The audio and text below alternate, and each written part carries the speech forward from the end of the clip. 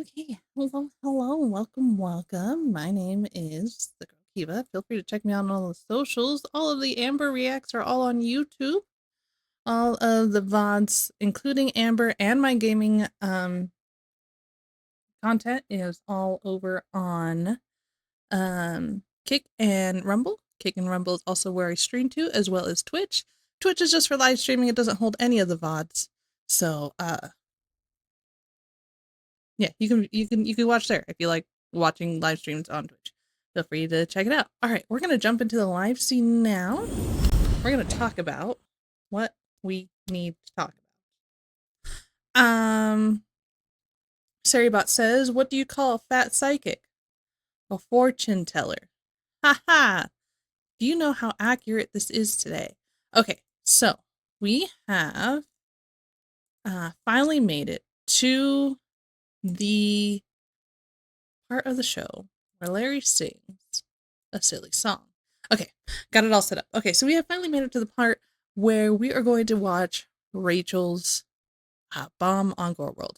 Now, I know. Here to lurk, have a good stream. Thank you, Third to Chris over on Rumble. I appreciate it. I love you. That's my husband. Go watch his streams. He's over on Rumble and only Rumble. And that's where you find his VODs. Okay. And his clips, his edited clips. He does some of those too. Okay. So, Rachel dropped a bomb and a huge expose for and from Emily, which, if you guys remember, is Amberlynn's latest girlfriend.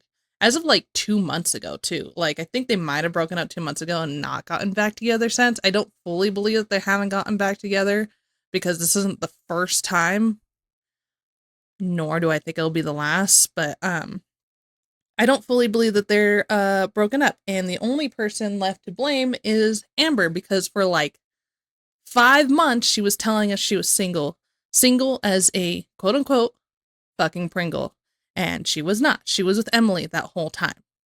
And then Emily sends all these messages to Snowflake, and then she also sends those messages to Rachel.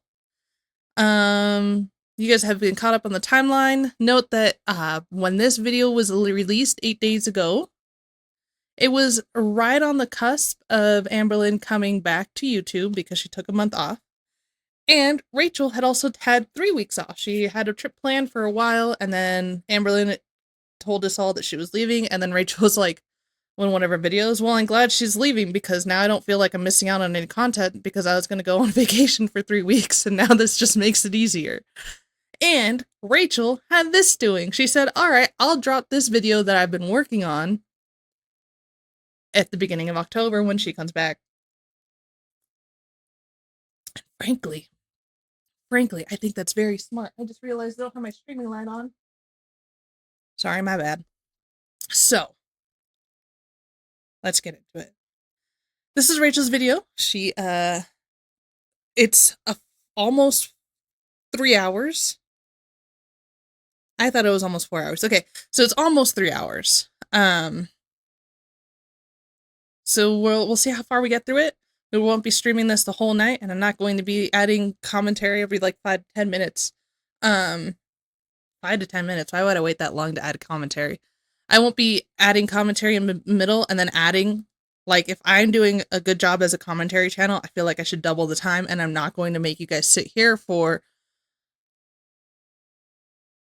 4.5 hours, 5 hours, 5 hours, 2.5, 5 hours. Yeah, I'm not going to make you sit here for that. I can do math. I can't do math. So since I'm not going to make you do that, we're probably going to have to split the stream up in a couple, possibly 2. So let's hop into it. Again, this is Emily's expose. At this point, we're going to be entering all the girlfriends' exposes so that we can add to this list. But note that we're going to start with Emily because that's the freshest news, and then we'll do some retros with the other girls. Well, they're not all girls, with the other exes as well. So we'll hop into it back. now. Lovely to see you. It's been a long time since I uploaded. We're gonna restart it. Not Hello, that you welcome missed back. much Lovely to see that you. time. It's been a long time since I uploaded, getting on for 3 weeks now. I went away to Cyprus, I had a little break, and you'll notice that the break I had was around about 3 weeks. Just before I went on this break, Mr. Snowflake posted this video, which he made in collaboration with Amberlynn Reid's ex-girlfriend Emily. In this video, Mr. Snowflake shared conversations between himself and Emily where we heard Emily's side of the story. Now, what you won't know is that Mr. Snowflake was not the only reaction channel. Now, note that the video that she did with a Snowflake is probably one that we're going to do with like a retro. We watched the rarity part because I feel like that was important to the rarity story that I was doing last live stream, but we didn't watch the whole thing. And that's because that was just Emily talking about what she was experiencing while with Amber. What I like about Rachel's video is that it wasn't just Emily telling Rachel, well, this is what she would do. It's her sending text messages. Like the whole thing. There was no missing context. I think there was this one time that there was something missing, but from the beginning of the conversation or from the last messages that we saw, it was like, how could you watch Mr. Snowflake? And then the next messages we saw, there might have been something skit, but she says, I still can't believe you would watch him. So there might have been a couple messages, but not enough for me to think, oh, she skipped like whole pages. No, I think she only skipped a couple messages where they were talking about Snowflake. And honestly, I don't blame her for leaving that out because to her mind, she doesn't care what Amber thinks about Snowflake. She only cares about what Amber said to her and during what she was experiencing during the time. So that's probably why she sent it to Rachel. Now, I can't prove that. And it's probably a mistake giving a murderer a benefit of the doubt. But and you'll see through this whole thing, Emily doesn't take any accountability for what she does wrong in the relationship. There was never a time where she said, look, I know that I'm not the greatest girlfriend to you because I do this, this, and this. Like, she just continuously comes after Amber in these messages. So I don't think Emily is the most credible person if she continues on talking like she's not really into feeding women until they die. She never addresses that, and she keeps saying that she's not into that because that's very clearly wrong. But you can't arrest someone for encouraging their significant other to keep eating even though they're almost 1,000 pounds. Like, can't. I don't think there's any laws against that. If the significant other is into it as well, if they're like not saying no to the food, if they're also joining in on the whole thing, then I really don't think. I think it's disgusting. But I don't think there's any law that can be broken. But I do think she needs to be held accountable for that. But that doesn't necessarily mean that what's said in these messages are a lie. And so the only reason that I am okay with watching these messages and agreeing with not even agreeing with them, I'm not agreeing to the messages, but I think what it is that it's tangible proof, right? All the other girlfriend exposés don't have any messages. They only have what they experience behind their word and their word for it, right? Like but every girlfriend has almost the same story. It's this story up here above us. This is the first time we actually see Amberlynn actually twist words. Like, we see her actually say, this is like, put words in other people's mouths through text message. I don't even know how you do that through text messages, but she fucking did it. And she's an idiot for it because now she was caught in 4K, right?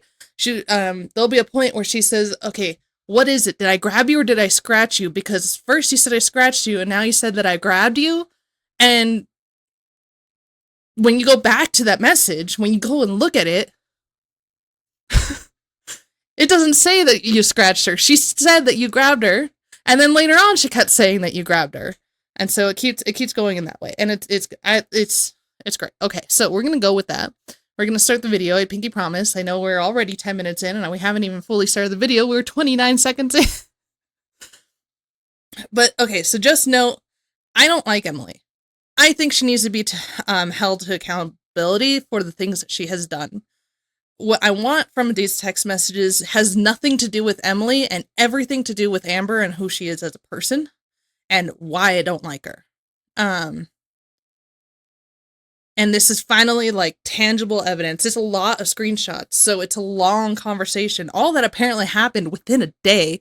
Jesus Christ, this woman was trying to work a 12-hour job as a nurse of some sort. I don't exactly know what kind of nurse she is, but I know that she's a nurse.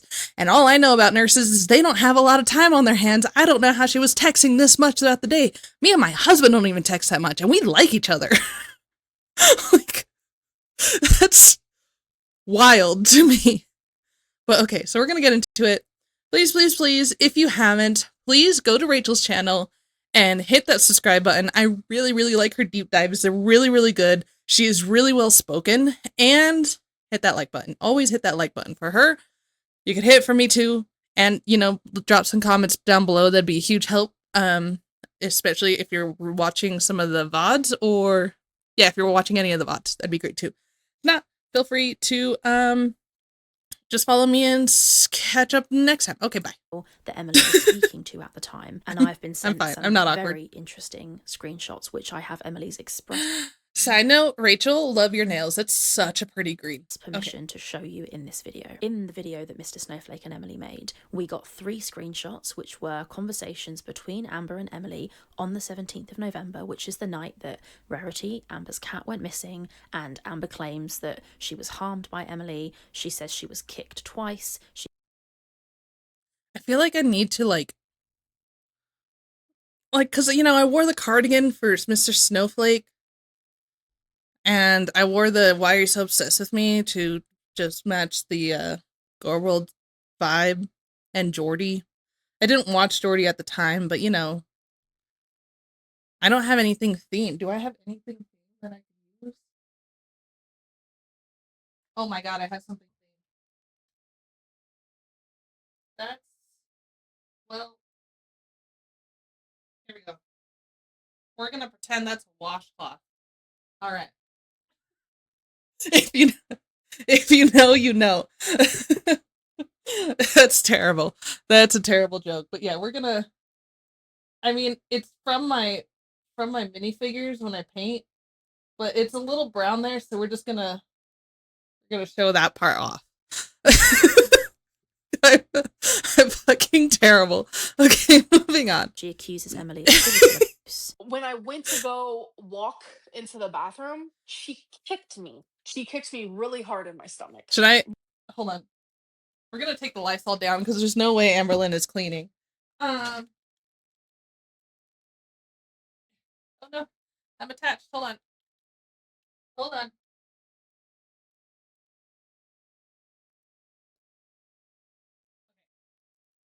These are all my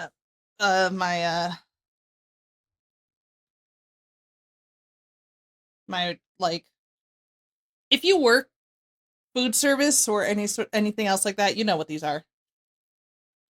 But I use them for my minifigures. I left some in my pocket after work, and so they're not. Alaska won't want them, right? They this one's got a hole in it. No, I didn't steal from Alaska. I don't know what you're talking about. So we're gonna have our nice little pile of our clean washcloths. All right, we'll take the Helldivers thing out. And the nice little pile of our clean washcloths and our dirty washcloth. All right, does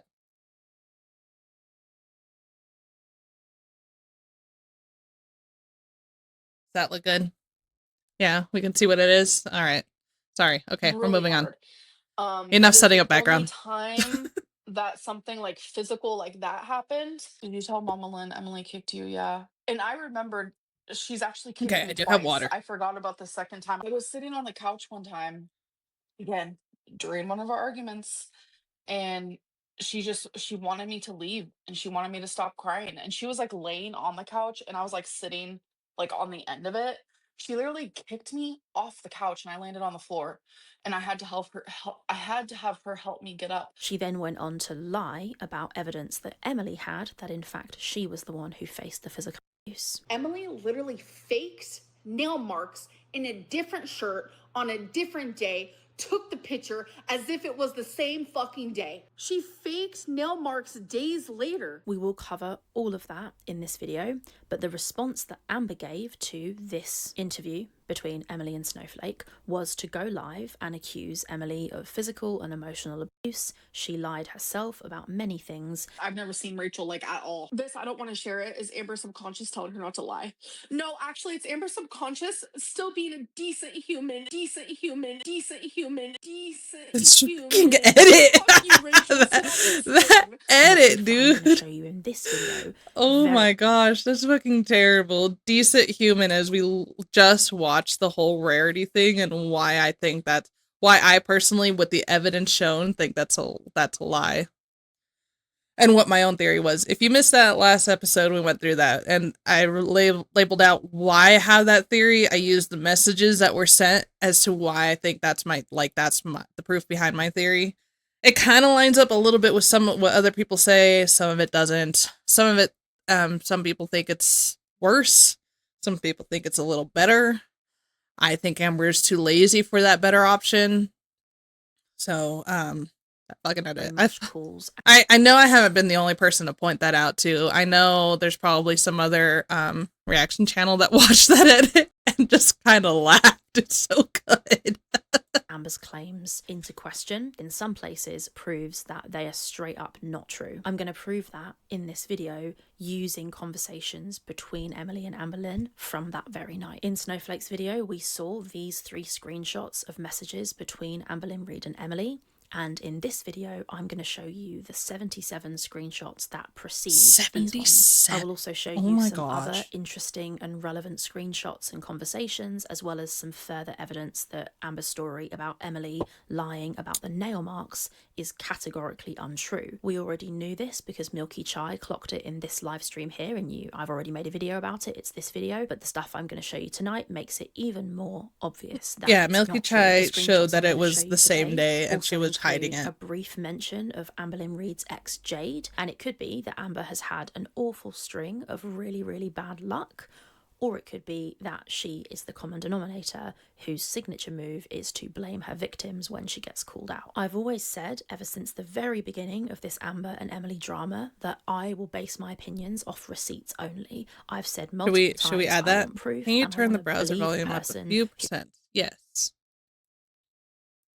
Shows the proof, or I'll believe what the proof shows. Better? Put it that way. Emily's been accused by Amber of lots of very, very bad things publicly on a big public platform with absolutely no proof. Emily, in my opinion, is well within her rights to share proof that what Amber has claimed is not true. Amber has also shown at least one of these screenshots herself in her live stream, a live stream that during which she also exposed private medical information about Emily having a condition where she gets cuts on her body. She used this medical condition to try and make it look like the scratch marks on Emily's arm weren't caused by Amber.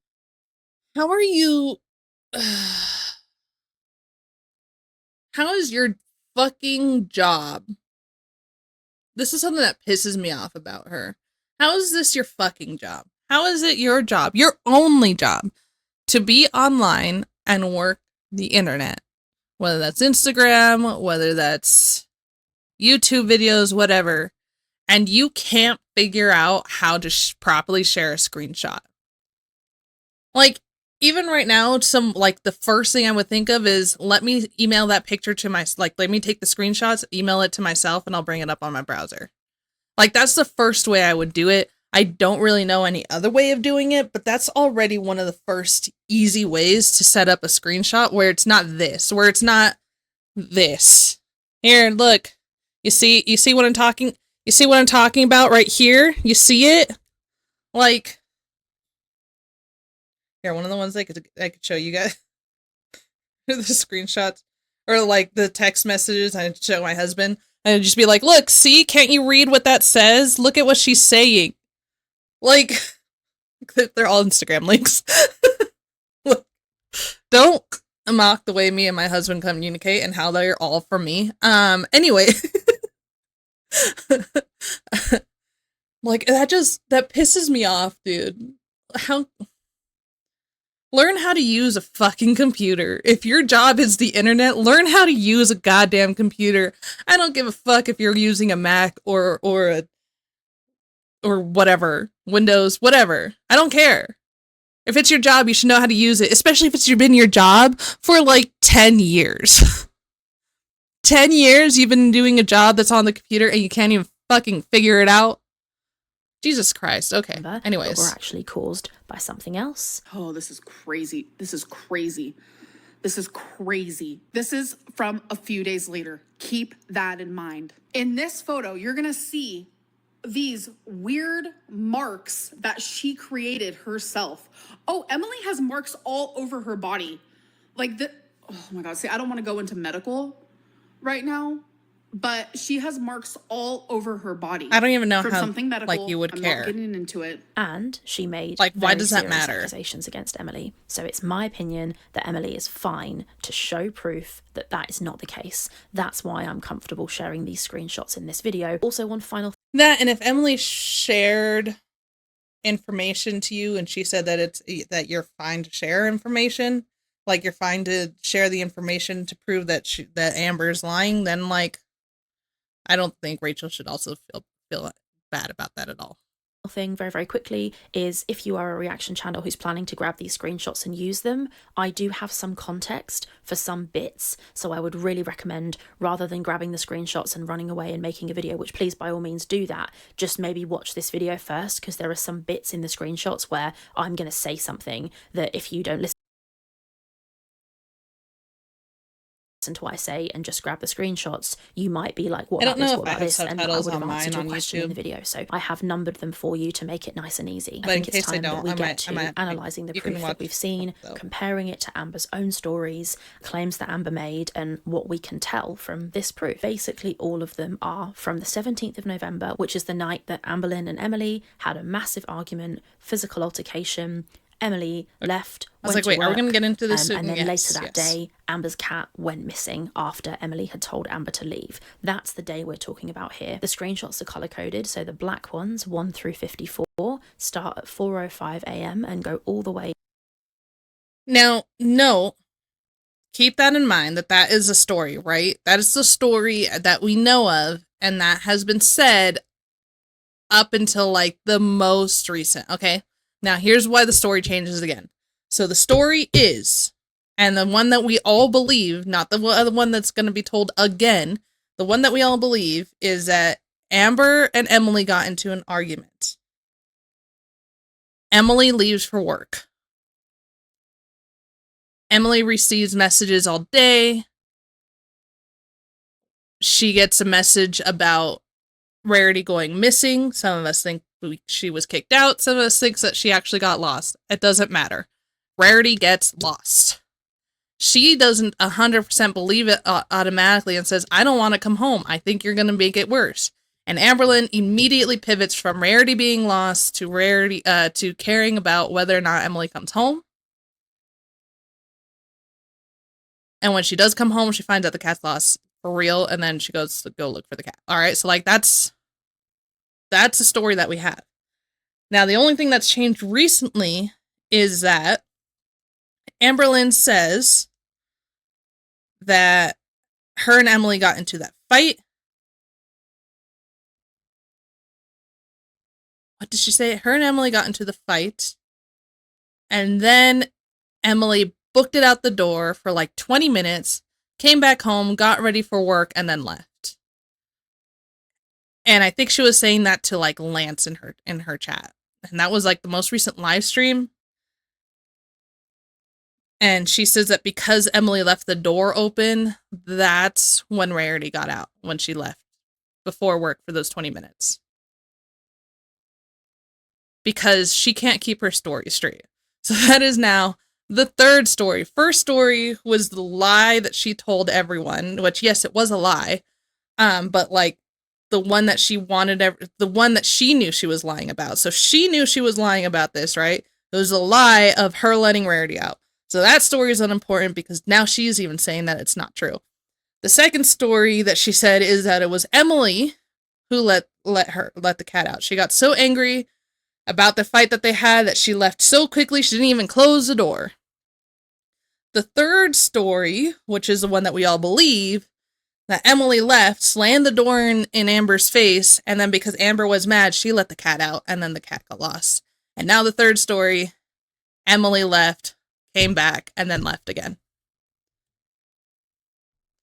Tell me which story you believe at this point. How the fuck did this cat get lost? Anyways. Until 9:15 p.m. that night. The purple screenshots then come in, and we've got 1 through 26, which take us all the way up to the 3 screenshots that we got in Mr. Snowflake's video. So it's the whole day, all the messages all day. So here we go. Screenshot number 1. So this is the start of the night. They've had a massive fight. What the fuck, dude? Right off the bat is a fucking book. Jesus Christ. Emily has left the house and she goes and gets in her truck and drives off, and this is the conversation, this is the text that Amber sends Emily. This is what I wrote to you at 2:27 a.m. in the morning, right before I told you I loved you and you scooted back closer to me. I'm about to go to sleep, but I'm laying here thinking about the night we just had. I was in such a bad mood and I'm sorry. I truly was in the weirdest headspace and I was trying to just live in the moment, but I'm sorry if you noticed I wasn't feeling very well. It was emotionally and physically. I've been so stressed with everything going on that I can't. So 4:05 a.m. she's sending this message that she wrote at 2 a.m. I don't know if she's fucking slept yet, dude. And she's saying that the night that we just had, so she wrote this and then she's sending this at 4:05. That means the majority of what happened in like the majority of what happened with the start of the argument, which is a lot, happened within an hour and a half. Like, what the fuck? Not even because she says, I loved you, you scooted closer to me. So they went to sleep. She tried, or at least she tried to go to sleep somewhere in that hour and a half.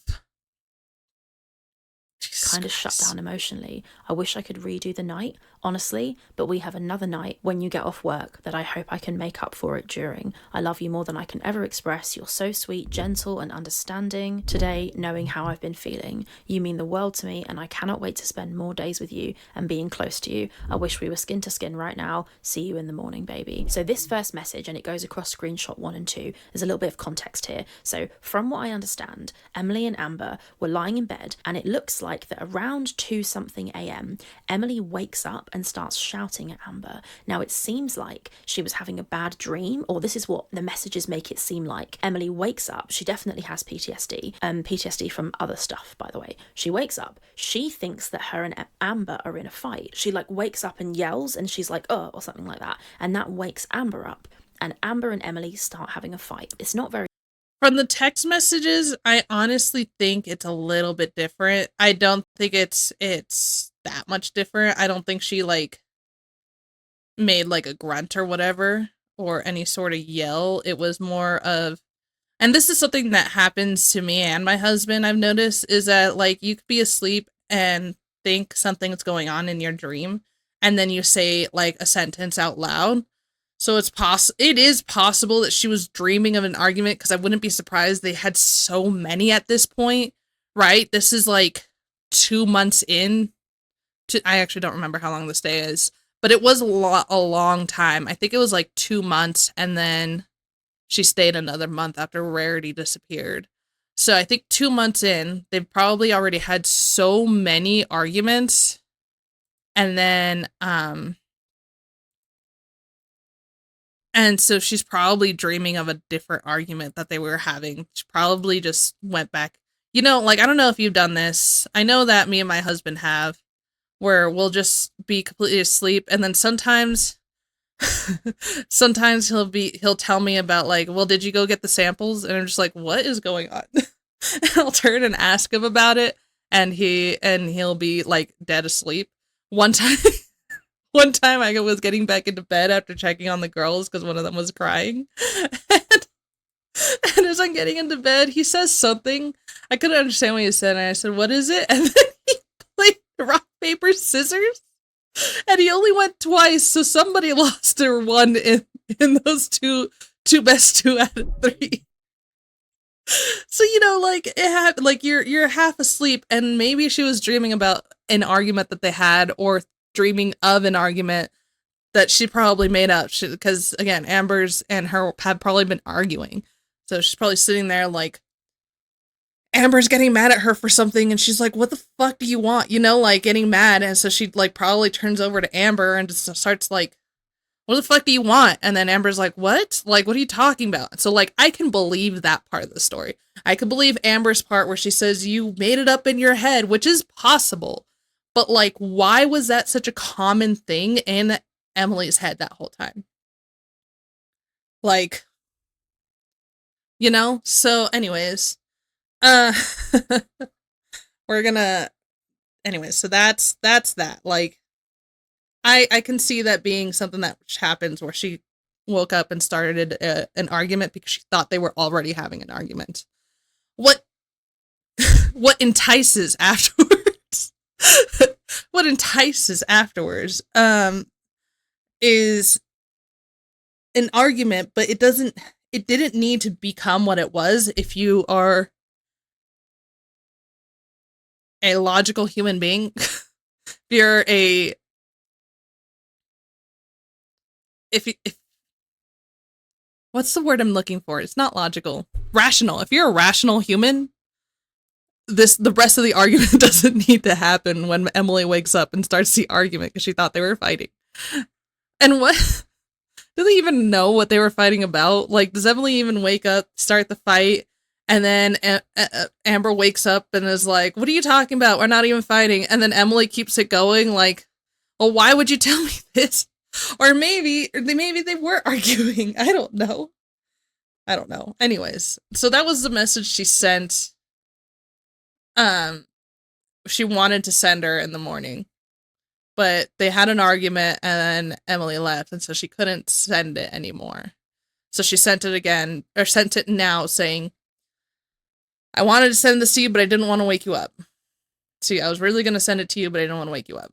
Very clear, but what is clear is that Amber is writing a note in her phone that she wants to show Emily. So she's lying there, she's writing a note in her phone. It's all dark in the room, and the yes. Now I see where the argument continued. Okay, so you know how I said I don't know why they could just argue there, and she'd be like, "No, baby, you were asleep," and then Emily go back to sleep. Now, and I think she's gonna say it, or somebody else has said it, where they're like, "Oh, well, they were probably shining a light in her face." So that's probably what happened. Was that Emily woke up, maybe in an argument, like, "What the fuck are you talking about?" And then Amber just, and I'm making this up now, right? But like this from the context of this message that Amber sent. Amber sent these messages. There's no missing gaps saying Amber deleted a message because it would tell you. And Amber just says, "Baby, no, we're not arguing. Look. And then like in the middle of the night with a bright ass phone light, "Look, see, this is what I was trying to send you." And then that's probably is what Emily's probably like, "Get the light, like get the fuck away from me, you know, get the light away from me. Why are you trying to blind, you know, like." And then that can start I could see that happening. Never mind. So that makes more sense as to like why the argument continued if you're rational. But again, if you're rational, it shouldn't get to the point where it did get, right? Like if you're not a violent person, it should be fine. It wasn't fine because obviously Rarity's missing, so it didn't end up fine. But yeah. Glow from Amber's phone is lighting up Amber's face, right? You'll see in a little bit later that becomes relevant, that is what was happening. Then they have the massive fight. I'm so sorry that we're only 8 minutes in and it's already been a 30-minute stream. Emily leaves, and that's what is going be a little on better. Because in a minute promise. you're going to see Emily say, "Well, you were shining a light in my face." That's what she's talking about. So that's what happened. They have the big fight, the nail marks, the falling into the rug. We get into all of that in a second. And that's these all are the caffeine I'm going to need for the night, Emily I think. Leaving. Amber says, "I originally was going to send it for you to wake up to." She's talking about the message that she was writing, "but I didn't want the vibration to wake you up. Then an hour and a half later, you woke up thinking we were arguing when I was literally sleeping. I don't understand what just happened at all, and I feel lost. Absolutely lost. When you woke me up as if we were arguing, I without a doubt reacted from PTSD from my childhood." And Emily replies, "You don't ever say what you just said to me." And I think what she's saying there is all the nice stuff that Amber said in the original text, like wishing they were skin to skin. That's so fucking weird, dude. That really is just. And you know what's funny? And I don't think anyone's pointed it out yet. When I was younger, somewhere in high school, and I was learning about sex ed, that was one of the things that they're like, look, if these people say, like, if a boy or a girl says this to you, like, this is what they want. And one of them was skin to skin. Like, I want to feel you skin to skin. And that meant, like, they wanted to have sex with you. And I remember reading that and being like, who the fuck wrote this? Like, I know it was obviously the adults that wrote this, and this is probably what they said back in their day, but, like, how can you be trying to, like, in my head, I was thinking, how could you be trying to appeal to the audience that you are, trying to teach them sex ed, and not be caught up with the lingo of what's being said? You know, because, like, literally, who the fuck says that? The only person I have ever heard say that is Amber. Saying she wants to be skin to skin with Emily. The only other time I've heard that phrasing said is mamas and their newborns, you know, mama dadas with their newborns. Skin to skin, right? Skin to skin is very good for the babies. What the fuck is this? Like, how do you... Okay. Yeah, she's That's... When I first heard that, that's what I went to, because I know this isn't being said in the baby format. And the first time I heard it in the baby format, or in the baby context, I was like, okay, like, that reminded me of that memory, but, like, whatever. And then I moved on, and then I just constantly heard it, especially because I have two kids of my own. So I was, like, constantly hearing it, and I never heard it used in a sexual context until now. Like, that is so... I don't know what era Amber's stuck in, but it's not the current one. It sounds like Emily is saying, you never say stuff like that to me. And then Amber carries on from her previous message, when my dad would wake me up screaming. Emily says, that's unforgivable. You physically laid hands on me. Okay, so Amber's giving her all this fluffy stuff, all these words, and trying to talk to her and say, babe, listen, I love you, I'm really sorry for the fight. I was triggered by you shouting at me from my childhood. Okay, classic Amberlynn. And Emily doesn't respond Not to any taking of that. accountability. She just says, do you want to get an account? No. I'm putting victim blaming, but maybe we should change that to just in this alone. Not taking... is it 2 C's in accountability?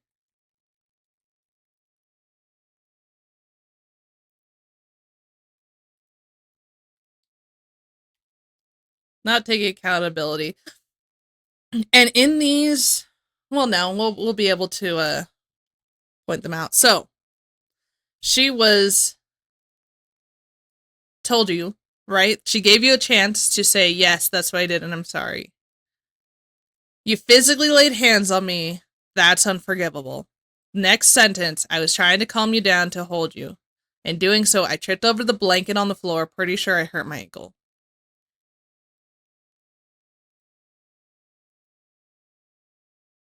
So, there's her chance to take accountability. I'm sorry I hurt you. I didn't realize I was hurting you. That's my fault. I will never do that again. No. This is what... No. You don't understand. This is what I was trying to do. Have you guys ever watched Epic the Musical?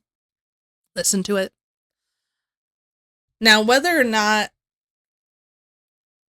you have, there's a line in there where Poseidon is asking Odysseus to apologize for hitting or for blinding his son. And he says, we didn't want to hurt him. We had to escape. We did what we had to escape. Like, that's basically, I mean, obviously he was singing the lines because the whole thing is like a full-on musical. They're all singing. But that's the gist of what was said. Do you apologize?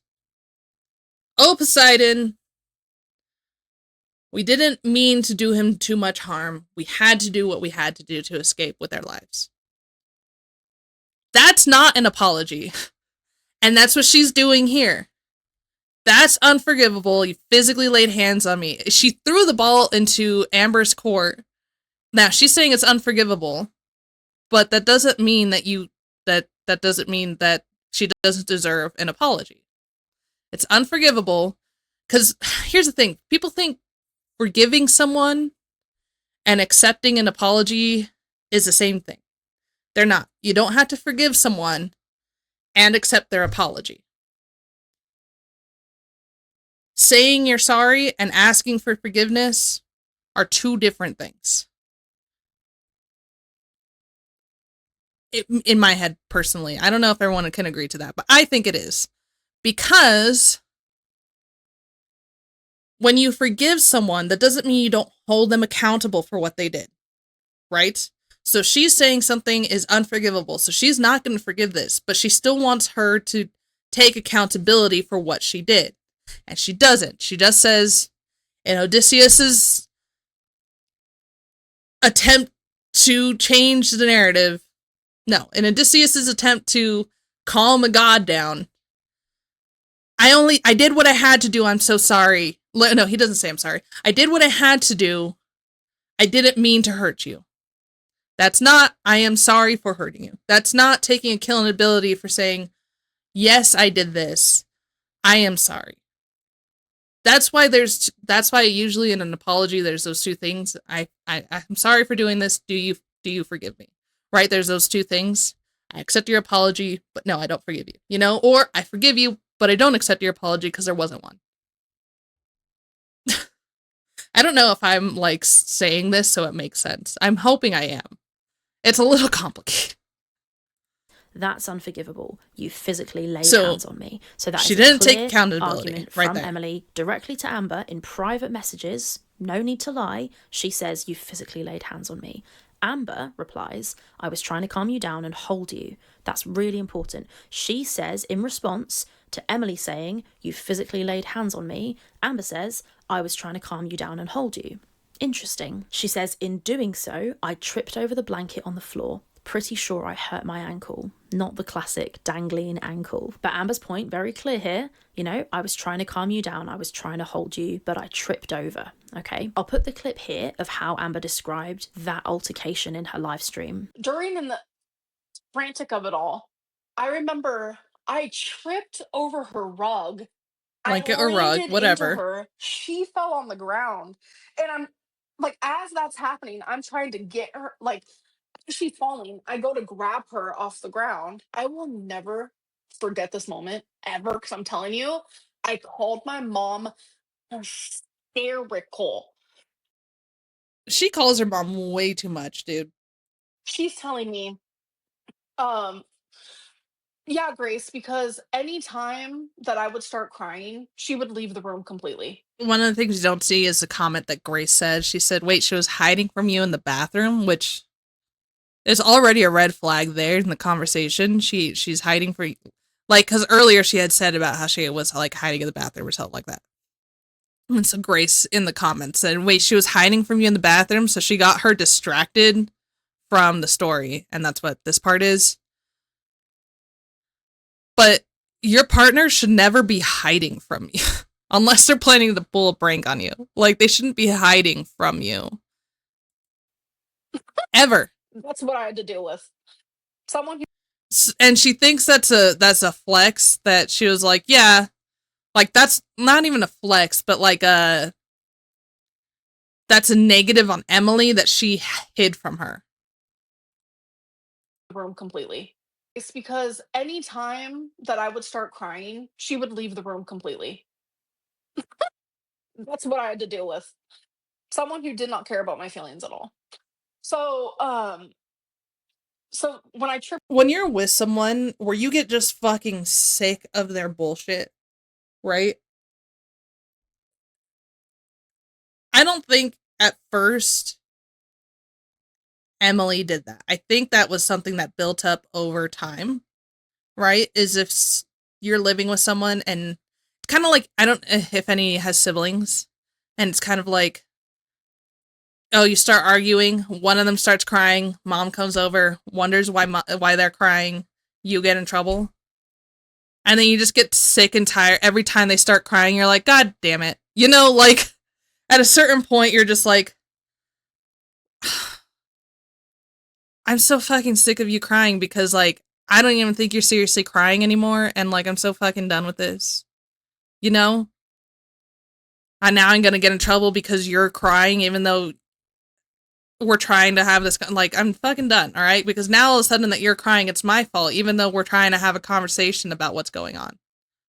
I 100% believe that Amberlynn is the kind of person who would be playing like tag or whatever and then complain that they got hurt, and then when they move on, they go and continue trying to play. That's the type of person Amber is. Tripped over the rug, and then I landed into He's her, the and she worst was kind of child. falling. I went to grab her. It didn't work out very well. She still landed on the floor. So that's what she said on the live. This is what she's saying here. Emily says, by pushing me down and squeezing my arm and body slamming me when I was trying to leave. So Emily's been very clear. Her argument is you physically put hands on me, you pushed me down, squeezed my arm when I was trying to leave. And Amber puts, I wondered how you ended up on the floor, but that explains it. My fat fucking bullshit of a body knocked you over. So Amber's saying here, she wonders how Emily ended up on the floor, but she knows how Emily Oh my ended up god, on the this is floor. such a She's good just point said that 2 seconds ago Rachel she pointed out tripped over too. the blanket. So that's really strange. That message, I was wondering how you ended up on the floor, is so weird. You were there. If Emily ends up on the floor, you know how that happened. You're in the room watching it, right? Very weird. Emily replies, you literally pushed me. That's how I ended up on the floor. And the way Emily's speaking here, she's to the point. It's one message. It's very clear. This is what you did. This is what you did. She sticks to the same line the whole way. Is that another not taking accountability? I wondered how you ended up on the floor. So now she's not taking accountability for being the reason that again, the ball was in her court with that message. Here's the thing that goes on throughout these messages. Emily constantly throws the ball into Amber's court saying, okay, now take accountability for doing this. And Amber does this every single time. You are going to get so frustrated by how much this point is going to be brought up that Amber doesn't take accountability for what she did, even though the ball's in her court to take accountability. Now that Emily has thrown this is why I'm upset, this is what you did, what are you going to do about it? Because it's your fault. And Amber goes, weird, or that's not what happened, this is what happened, or how could you say this to me? You know about my BPD. Like, that is going to be the running theme. No, but BPD. Anyways. Way through, and you'll see when, as we go, which you're already kind of seeing, Amber doesn't do that. Amber's story flip-flops. She trips over the rug, then she trips over the carpet, then she was trying to calm Emily, then she was trying to hold Emily. It's very, very obvious. Her story is not clear. Amber then says, I didn't body slam you and I didn't mean to squeeze your arm. What the hell is happening? You imagined a whole argument while you were sleeping, Emily. That scared the fuck out of me. Now you're thinking I put you on the floor? I would never do something like that on purpose, ever. So I think what Amber is referring to here when she says you imagined a whole argument, she's talking about while Emily was asleep and then she woke up shouting at Amber, thinking they were in a fight when they weren't. Emily doesn't deny that this happened, as you can see. She doesn't say anything about that not being true. She doesn't deny it, so it sounds like that did happen. So there's this very interesting thing that's happening here. It sounds like Emily woke up thinking they were in a fight, started shouting at Amber. I'm looking at this and I'm like, wait, you literally did that after you told me I deserved to be abused. And now I'm like, should we do a timeline? Do we need, and let's do a timeline. Okay. All right. So,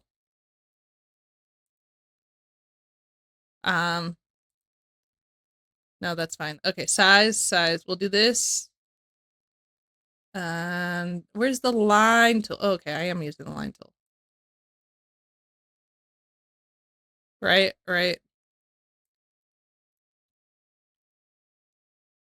And then we'll do, Amber writes a note in her phone, Hong phone, and this is at 2 something a.m.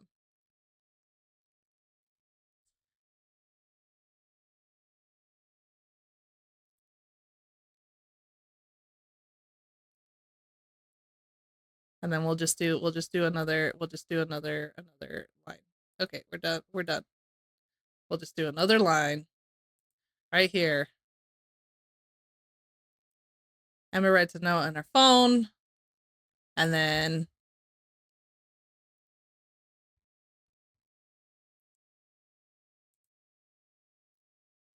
Emily wakes up mad.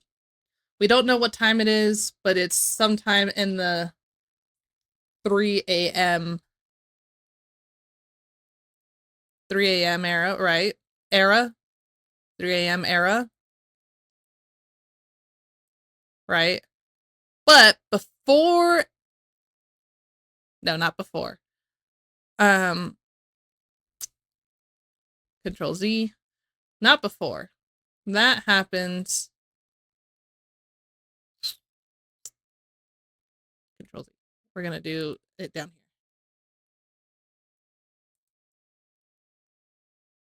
3 a.m. Oops. A.m. ish. Emily wakes up mad. Uh-oh. Does it need to be longer? Yes. Right, okay. Now, Emily wakes up mad, so now they have an argument starting. And it says here, 3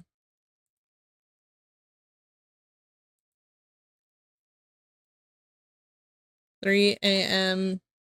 ish. Emily is grabbed.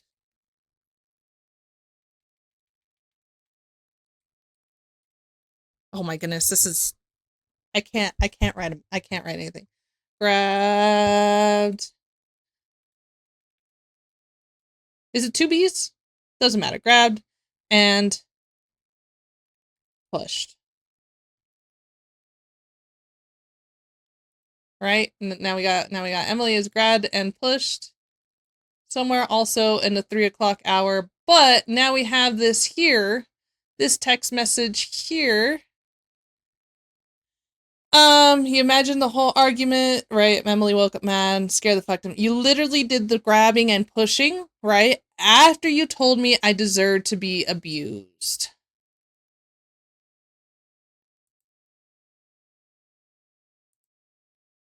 "3 a.m. ish. Amber tells Emily she deserved it."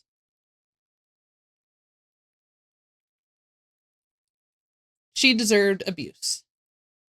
Right? And now we're gonna stick that right. That actually happened before she was pushed. But just before. So we'll put it right there. Alright. We're getting a timeline of events now.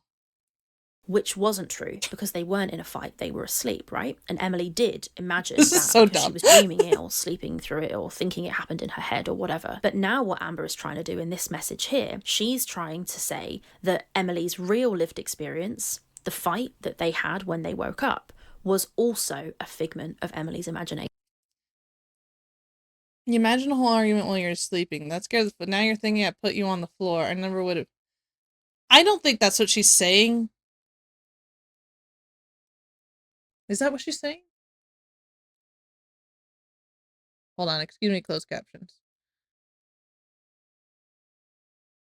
No, okay. You literally pushed me, that's how I ended up on the floor. I didn't body slam you, I didn't mean to squeeze your arm. You imagined the whole argument while we were sleeping, Emily. Is that what she's saying? That the whole argument was in her head? Just like the fight that Emily was having, imagining in her head before she woke up and started shouting at Amber. But when Amber writes, "Now you're thinking I put you on the floor, I would never do something like that on purpose," you can see Emily reply, "You literally did that after you told me I deserved to be.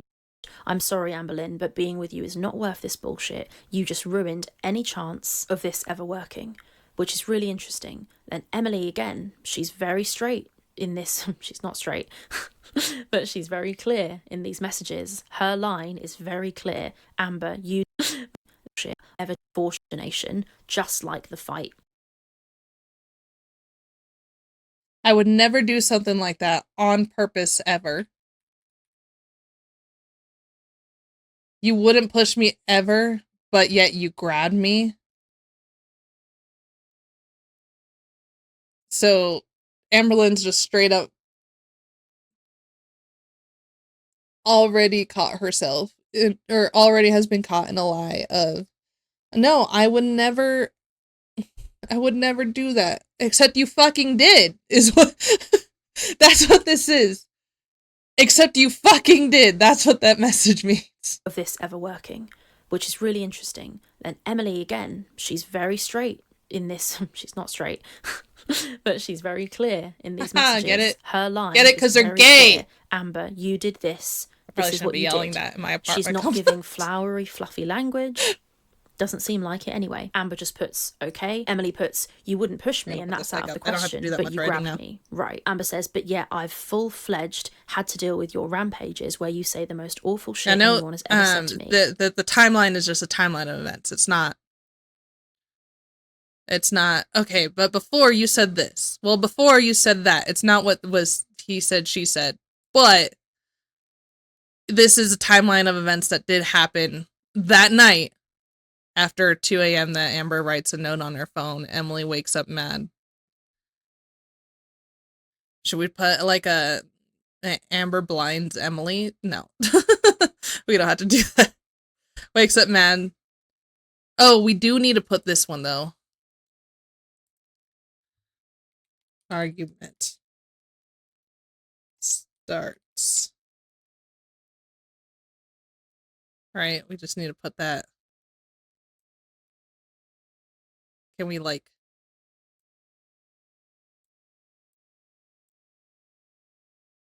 Yeah, there we go. We're just gonna slide that right in there.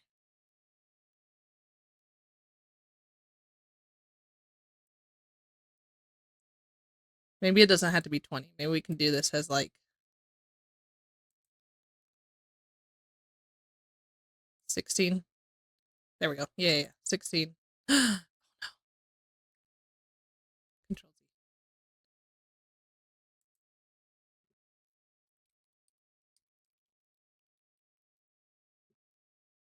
I did it wrong. I'm sorry. Hold on.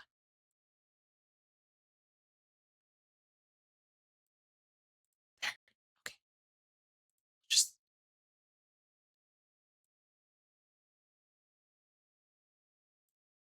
Okay, Emily wakes up mad. Argument starts. Amber tells Emily she deserved abuse. Emily is grabbed and pushed. All right, that's things that happened. And I've had to forgive you and move on over and over and over and over and over. And Emily says, this is why I don't open up to anyone. I was stupid to trust you. Now, before we move on to this next bit where they mention Jade, interesting as hell, come to that in a second, this conversation here, you can see Amber claim that she's put up with fully fledged rampages where Emily says the most awful shit anybody has ever said. And then she goes, and I've had to forgive you and move on over and over. And there's this repetition of over and over, which is very dramatic, unnecessary wording, unnecessary repetition. Over and over. It's very clear, and it becomes clear throughout the messages as we move forward. One of these people... That doesn't... I hate that. That's like, I had to forgive you and move on over and over, over and over, over and... Like, is that what you meant to say, or did you mean to say, like, over and over and over again? But, like... Just copying and pasting is faster than writing all that out? Are you that lazy? People is speaking with a lot of hyperbole, a lot of dramatic words, giving a lot of flap, a lot of like flowery language, and really, I don't know what the word is for it, like over dramatizing and over explaining, saying too much. And the other person is saying very straight, very simple, relatively short messages where their point is clear and obvious. I think what Emily is looking for, I don't know if this is a saying, but it is a saying that I've heard where they speak, like she's speaking a lot for saying nothing. And I think that's what she does right here, over and over, over and over. Like, you're using a lot of words. Why use many word when few word do trick? But like, honestly, like, you don't need to do just over and over. It was fine, but you want to make it seem heavier and more dramatic than it is. And so she does this. obvious. Just saying a lot that without saying continues anything at the all. whole way through these conversations. I'm inclined to think the person who's telling the truth is the one who says it like this. You fucking pushed me. You'll see more of it as we move through. It's clear that Amber is the one who is... So this is another time, I don't know if we missed that, this is another time where, again, she threw the ball into her court and she did nothing. Oh, right here. She also didn't accept. Well, she probably was writing this while Amber wrote that, right? So this is probably both the same chance of her be throwing the ball into Amberlynn's court of take accountability, and this is Amberlynn going like you said this and you did this to me, and Amberlynn doesn't apologize. She doesn't do anything. She once again does not take accountability for doing this.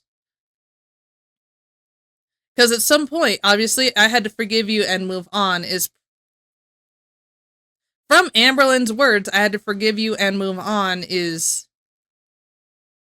admitting that Emily's probably taken, I don't know if she's taken accountability, but she probably said, sorry, I didn't mean to, like, I shouldn't have said those words. I shouldn't have hurt you like that. And she forgave her. But here, Emily hasn't even been able to say, I can forgive you, because Amber hasn't taken accountability for it. She hasn't asked for forgiveness. She hasn't said, yes, this is what I did, and I'm sorry. From these words alone, Emily has. Emily has said, I'm sorry, and so she had to forgive her over and over again. That just dawned on me now. I've looked at these text messages like 5,000 times, and it just dawned on me that Amberlynn right there says that Emily has said sorry, but Amber hasn't said sorry yet. We are 5 screenshots in. The first one was a big thing from Amberlynn, but again, she didn't say sorry at the beginning either. She didn't say, like, look, I'm really sorry for the night that just happened. This is what I was trying to send you, right? Like, so all of this has happened, and at no point in time did she say sorry before the text messages started. Because again, these text messages started at 4. The text messages started at 4, and the argument started at 3. So in the past hour, Amber hasn't said sorry. She never even said, I already apologized for this. And I've had, like, even here, she could have said, I already apologized for hurting you. I didn't mean to. I've had to ask you, or I've had to forgive your rampages all the time. Can't you forgive me this once, right? If Amberlynn's as innocent as she puts it out that this is a one time, maybe this happened. Can't you forgive me this one time? I've forgiven you for this, this, and this. Like, no, you're not going to do that. You just said I had to forgive you and move on over and over and over again. She doesn't even say it like that over and over, over and over, over and over. Right? Like,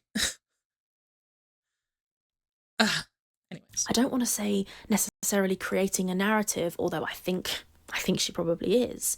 Amber is the one who seems to be overcompensating, saying too much, unpacking the case too much. That's how this seems to me. And you see this accusation from Emily. Embellishes. She embellishes too much. I think that's the word that Rachel's looking for. You did that after you told me I deserve to be abused.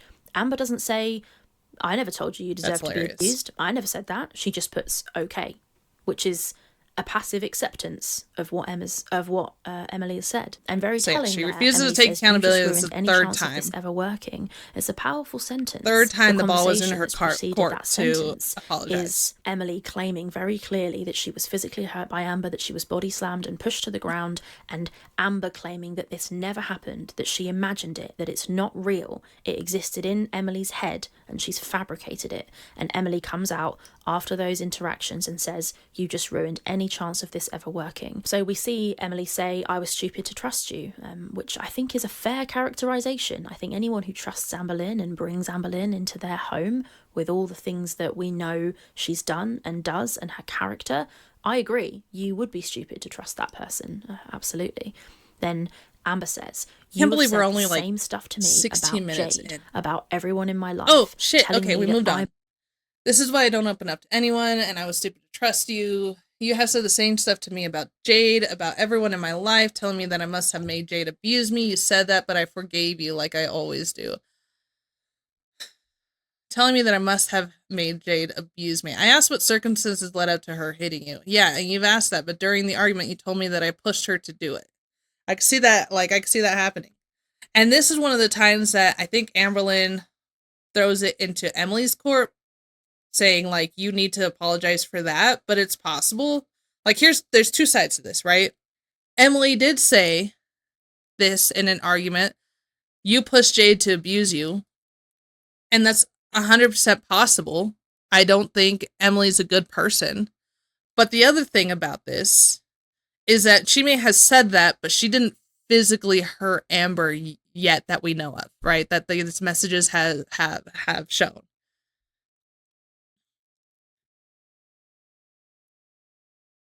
And I could 100% see Emily, I was trying to remember what my next point was, Emily going, like, being curious as to what led up to the abuse, you know, like asking for further information, like, oh yeah, no, Jade used to hit me. Okay, wait, you can't just throw that out there, like, what happened, right? Like, getting some clarifying information on what led up to the abuse, not in a way of like, oh, what did you do, but like what happened? What was the timeline of events that happened that, and then eventually Jade hit you? Like, you know, like, I could see Amber twisting that and saying that she told her that she deserved it, right? Because it wouldn't be the craziest thing to think that Amberlynn would twist your question, your further clarifying, your further inquiries, to turn it into, you deserve that. I must have made Jade abuse me. You said that, but I forgave you, like I always do. Now that is so interesting. So Amber's never said a huge amount about Jade. She always tried to keep Jade as I admit, by the way, my Jade lore is a little bit woolly. That's because she never talked about her, which is shocking. But and it's only until recently, and I say recently loosely because it's within the recent year, that she's led any, like, tidbits that Jade would abuse her. But we don't know. We don't know. So I know, like, you know, the basics, but I don't have very nuanced information about Jade. I don't think anyone does, in a way, because Jade never showed her face and she tried to keep private. But Jade is one of the exes that we don't know very much about.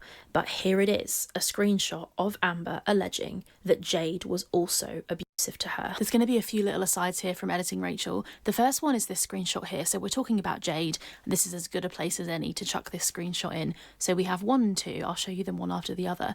These screenshots, I don't know exactly when they're from. I think they're from after, when Emily and Amber have all this drama and Rarity goes missing, and then Emily drives Amber back to Oklahoma and leaves her at home. And I think this is Amber trying to make Emily speak to her after the fact. But the reason I'm bringing it up now is because these 2 screenshots again show more of this Jade stuff. Emily says, I don't know the context exactly, but it's all someone is sick of you yelling at them every time. Fun fact, and this is why this would be another Talia under lies, is that when people found out that Jade's name was Jade, Amber went out and said, Jade is not her name, that that's just a name that they gave her, because we were saying that her name was Jade, but that's not her actual name. And then 2, that's when she later lied and said that Wifey and her broke up, Jade and her broke up, and now she's dating a new girl, Wifey number 2. But I'm still going to call her Wifey. Which, by the way, was just Jade. So, this is Amberlynn admitting that she lied to us, too. Congratulations. We'll put another tally in there. Again, I can't put a lying tally. Can't put a lying tally. Because the whole board would be filled up way too fast if there was a lying tally. Time of interaction. So that sounds like Emily claiming that Amber yelled at her all the time. And then Amber types in all caps, I am talking about Jade, how she would ignore me till I did what she told me to do. She controlled me. Abuse isn't just physical. And Emily replies, stop calling me.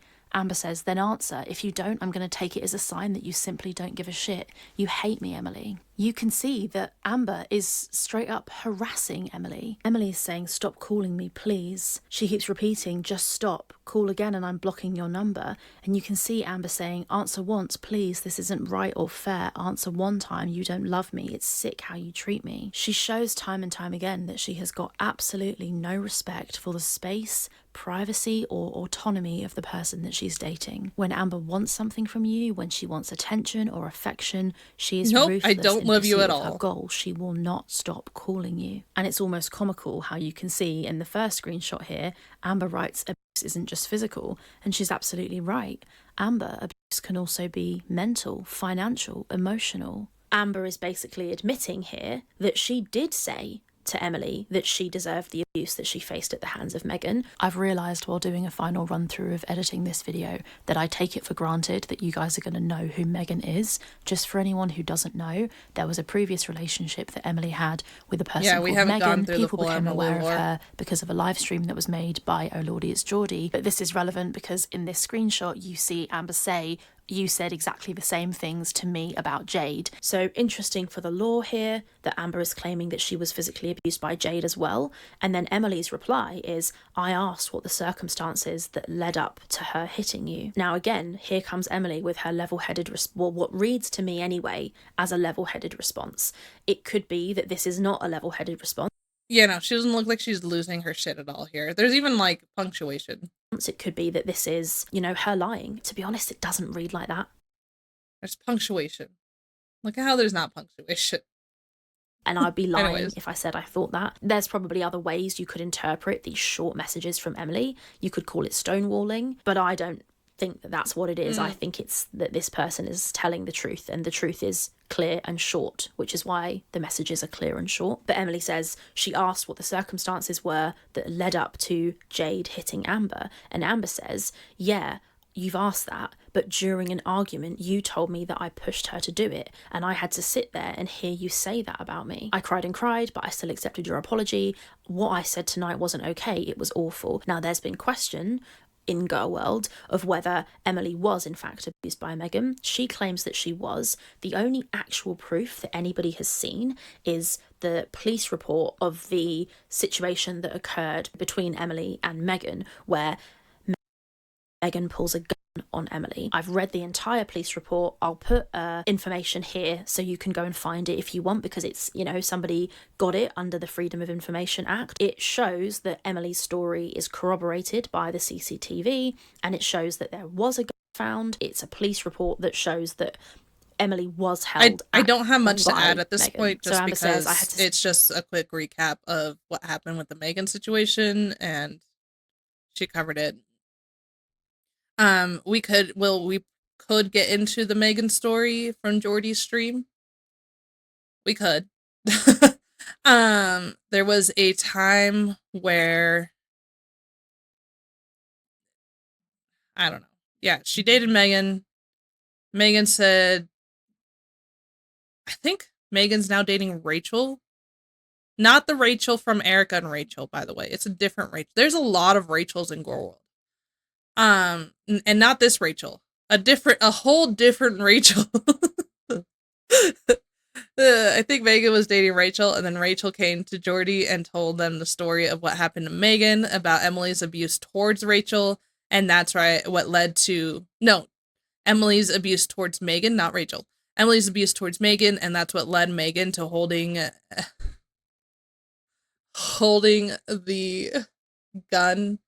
This isn't funny. I just remembering fucking Geordie's the diabetic in the basement.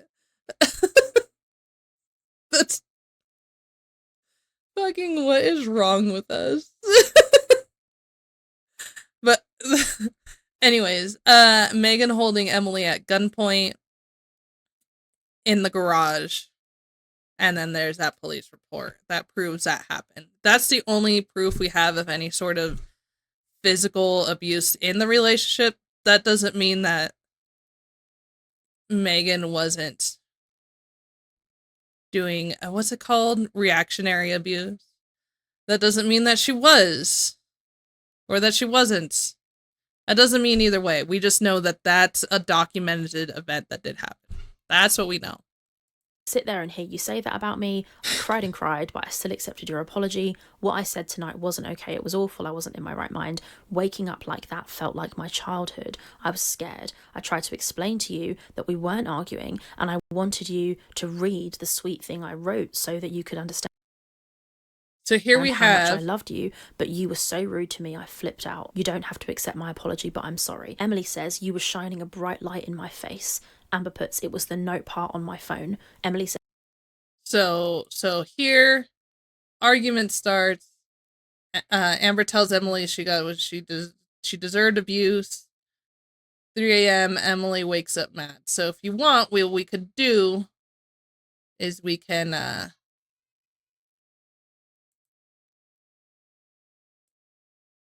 erase this line, because I think there's just too little space here now.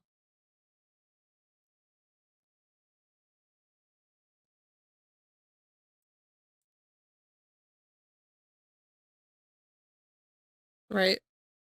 Do for those people that are really right. So we're gonna start this here. All right. Emily wakes up mad.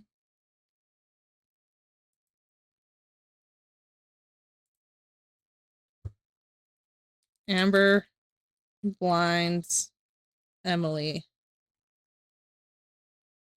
3 a.m. ish.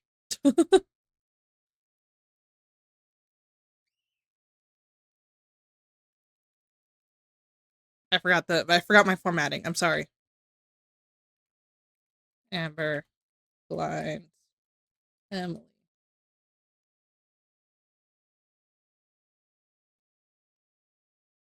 All right, so we're gonna put this, make this long.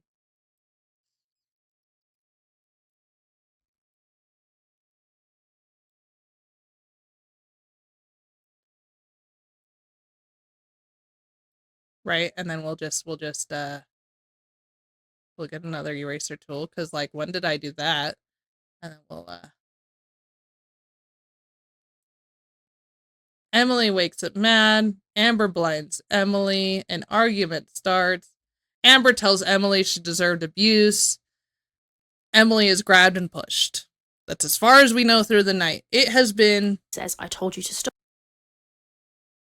20 minutes of a video, an hour and 18 into the live stream, and we have come up with from 2 a.m. to 3 a.m. ish. Emily has been grabbed and pushed.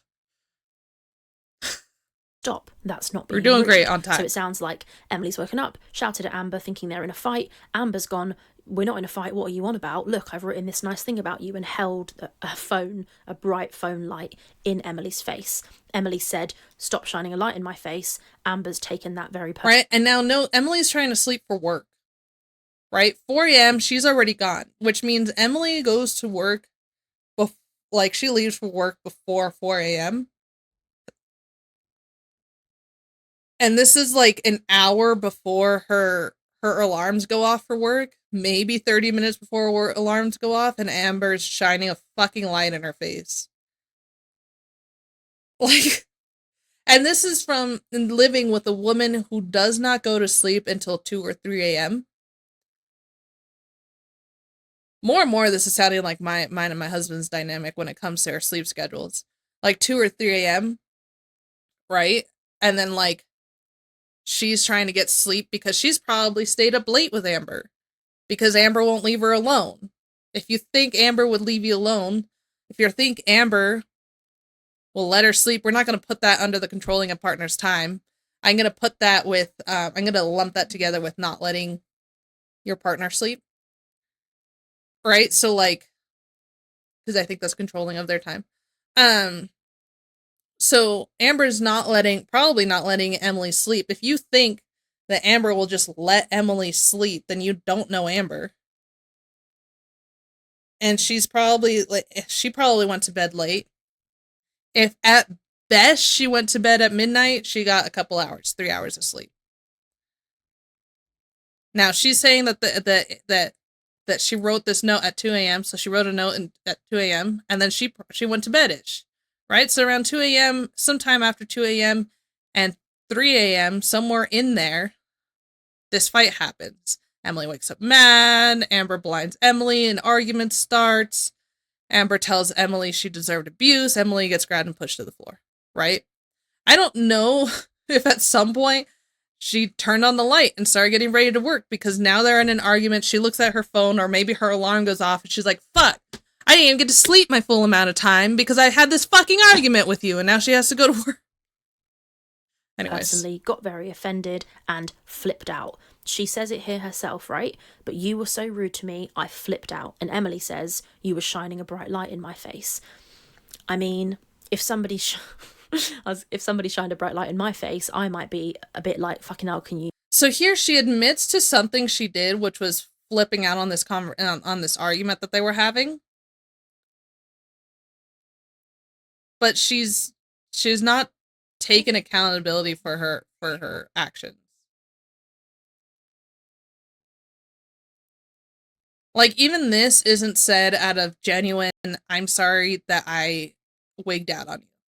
This is such a spiteful, like apology. Like, this is a you're forcing me to apologize apology. You know? Like when you're a kid. I'll accept out of the goodness of my heart that this has been Amber apologizing for freaking out on her. She hasn't apologized for grabbing her, which freaking out on someone and getting angry and starting an argument is not the same as physically harming someone. It can be a form of abuse, but like, let's just say she's apologizing for arguing with her. Because she's not apologizing for grabbing her. That's not what she's apologizing here. And if she is, she did not put that in the apology. Like, this is such a lazy apology. This is a, I don't know what I did wrong, but I'm sorry apology. That's what that is.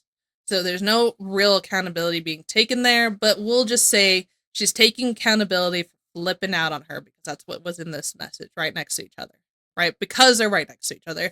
If they were further apart and this was just put randomly in between some of the text, then I wouldn't say this is what she was apologizing for flipping out. But because they're right next to each other, I'm saying that she's apologizing for you turn that bloody light off. And we know that Amber is very sensitive. Her ego is sensitive. She's like a child. She's offended by things. She takes things very personally. And this is what triggered the fight. And Amber puts, it was the lowest light setting too. It's because we were in pitch black. It seemed brighter than it was. And that's true. If you're in a completely black room and your phone is on the lowest setting, it can light up the whole room. So that's definitely true. And Amber puts, I just wanted to fix it. I thought you had a nightmare, so I wanted to prove we weren't fighting, and I failed. Yet again, I always fail. Everything always ends up like this. And this is Amber trying to do victim mindset. She's realizing that her trying to tell Emily that what happened didn't happen is not going to fucking work. Emily's not going to be gaslit and admit that something didn't happen that did happen. So she twists it. She turns it on its head. She goes, oh man, this is not working. Okay, I know. I'll play the victim. Classic Amber. And here she is. I failed. Yet again, I always fail. What does Aunt Timmy Everything say? ends up like this. This is Amberlynn and again, boo-hooing. this is a classic Amber line. Da-da-da. Ended up like this. Something ended up happening. I've mentioned this in a previous video. It's incredibly passive language. Everything just ends up happening to Amber. Nothing. And I think that's what I was probably trying to go with right here. You don't have to accept my apology, but I'm sorry, is that it was very passive.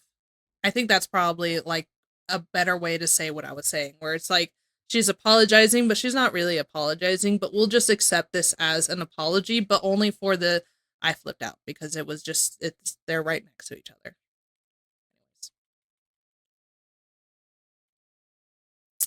But yeah, as she does point out in another video, that every time Amberlynn doesn't want to take accountability for something happening, even though it was her fault, she kind of always ends up saying it ends up like this. She even got like a compilation of the times that Amber has said, well, this ended up happening. Well, we ended up here. Well, we ended up doing this. Like, there's no accountability to be taken there anywhere, because there isn't one. It just ended up happening. It's no one's fault. That her trying to tell Emily that what happened didn't happen. Amber, and here she is. I failed yet again. I always fail. Everything ends up like this. And passive language, everything just ends up happening to Amber. Nothing is her responsibility, nothing is her decision, everything happens to her. She is a passive individual that stuff happens to, and that is her method of wriggling out of things. Nothing is ever her fault. If she didn't do it, she didn't mean it, it just happened. And Emily just goes, so you attack me mentally and physically? She's just so to the point. Amber's sent all these messages. It was the lowest light setting, all this stuff about all the random stuff. I thought you had a nightmare. I thought, I failed. Woe is me. And Emily just puts, so you attack me mentally and physically. And that's what matters. It's very clear. And you can tell from the way Emily's talking in all of these screenshots. She's not interested in the minutiae and the phone light and the note. So once again, no, ends up like this. I hate myself, because I think she was writing this when Emily sent that, right? I always fail. Everything ends up like this, because Amber can't write things in a single message. She has to spam you, so you keep getting those notifications that she's messaging you. And then she says, so you attacked me mentally and physically. No, you did, though. We're just gonna add that tally. I'm explaining to you what I was trying to hold on to you to calm you down before you got in your truck and did something stupid. So now, once again, she's trying to change the argument. But all Emily wants is, I did attack you, and that was wrong. That's all she wants. And look at how many messages are sent, and Amber isn't saying that. I apologize for hurting you. I apologize for hurting you. Like, that's all. I feel like we use that way to apologize and forgiveness interchangeably. I don't think Emily will forgive her, but I think she would accept an apology. Right? Like, she said that it's unforgivable to be physically abusive to your partner. And there's Amber's argument that Emily was physically abusive to her. That's I just because Emily says it's unforgivable doesn't mean that I don't hold the same moral. Like, yeah, it is unforgivable to be abusive to your partner. And I think everyone should be held accountable for it, regardless of whether or not the person who is abused forgives the abuser. Not forgives and like stays with them or whatever. I don't really know exactly where I'm going with this, but just like justice can be held and they can still forgive that person for hurting them. I say them as if I'm not part of that group. Is interested in the fact that she's been physically I kind of dropped that lore already, though. It's not a surprise lore there. I hate myself. And then she goes, no. So no is obviously her response. Emily says, you did though. Amber puts, I'm explaining to you that I was trying to hold you and calm you down before you got in your truck and did something stupid. The life insurance thing scares me. I don't want you to do anything bad. I didn't want you to hurt yourself. This video is long as fuck, and I know there are going to be bits and pieces and places in these screenshots where I literally don't have time to cover every single thought that I have, and I'm relying on all the other reaction channels and everyone else to pick up on all the, really clever, insightful stuff that I miss. But one thing that I am going to slide in here and say is I think Amber is a piece of shit for this section. I didn't deep it properly when I was recording, but if you read what she's doing here, she has hurt Emily. I'm just gonna let Rachel explain this part, because this is so good. This is basically the same insight I would have had while reading it. And when I was reading it earlier, I wanted to say something, but I already knew that Rachel addresses it. But this is the video. This almost 3-hour video is the video that made me decide, fuck it, we're doing this. And I wanted to become another Amberlynn React channel because I've been following her for years and I've wanted to do this for a while, right? Like, I wanted to call her out and like be like, look, here's another fat woman on the internet. It's not just misogyny and it's not just fat phobia saying that you're a shit person.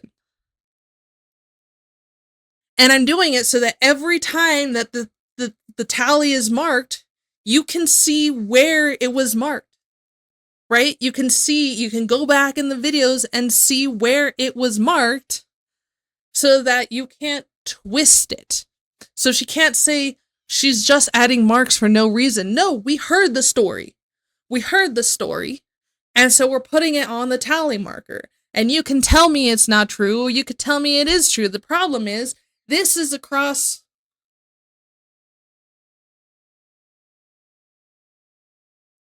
4 of your ex relationships. 4 of Amber's ex relationships. That's where these tallies come from. 4 different people. All people who gave you the benefit of the fucking doubt. The only person, which I think someone else has said this before, possibly Hecticana, all 3,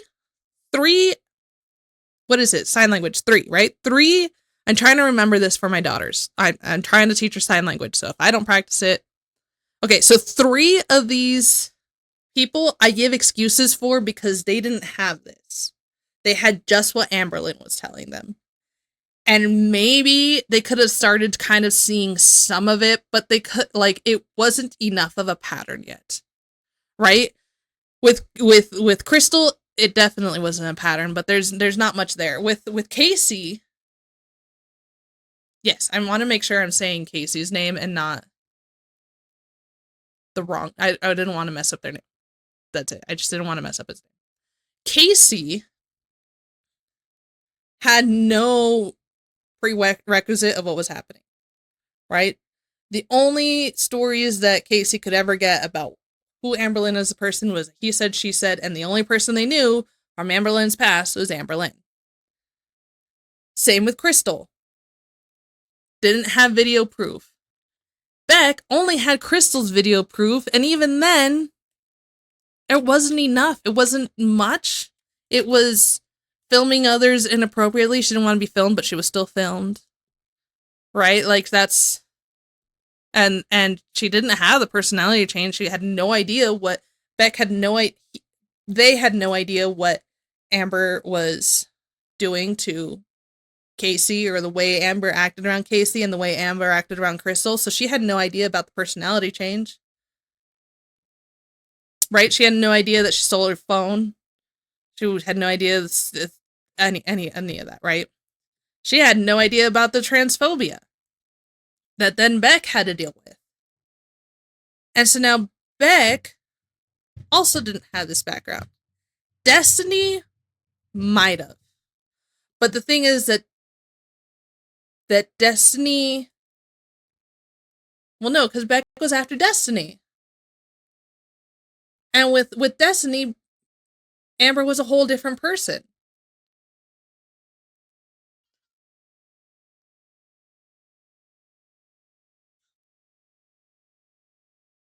And at that point, Destiny and Beck weren't even friends. Beck didn't like Destiny. They didn't like each other. They were forced to be friends because of Amber, and then eventually when they broke up with Amber, then her and Destiny were able to share war stories. But by then it had been almost 10 years of this. You know? So like, even like Beck was with her for 5 years. I don't think that's like, I don't think you could watch enough YouTube to catch up on 5 years of content and know who you're dealing with.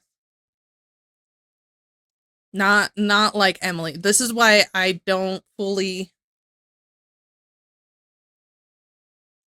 not excuse, that's not the word I'm looking for. This is why I don't believe that Emily should get as much sympathy as Beck did. Because Emily, at this point, had this information. She knew this information, and she still got into it with Amber. And stayed!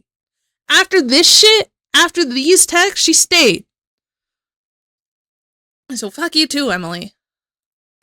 Anyways, yeah, so, sorry on that tangent. This is why it's an hour and 30 in, and we're only 30 minutes in. Okay, so I'm just gonna let Rachel explain this because her insight on this is basically my insight on this. Like, what kind of fucking person are you to say this? And the dumbest thing is the life insurance thing scares me. What life insurance thing? If it's her having life insurance, guess what? She has a kid. You have kids, you should get life insurance. Which is something to say because I don't have any life insurance, but my daughter's only 2 and I don't know if we can afford it. We got to get on a plan. We're working on that. That's a work on project. But Emily's kid is not 2. They're like 7 or something. So she's figured that out, and she's a nurse, so she could afford it. And I don't think she's paying a mortgage anymore. I think the mortgage is paid off, or maybe she is paying a mortgage, but it's like, I don't know what a nurse's salary is, but it's probably more than what I make. I'm a stay-at-home mom. Anything's better than what I make anyways. Like, that's just she's either throwing this in her face because she knows Emily has said before that she wants to be with Colleen again, i.e. death. And then she's like, but this is why it scares me, because you got life insurance. Which, fun fact, I believe all life insurances aren't held with suicide. Like, I'm sorry, YouTube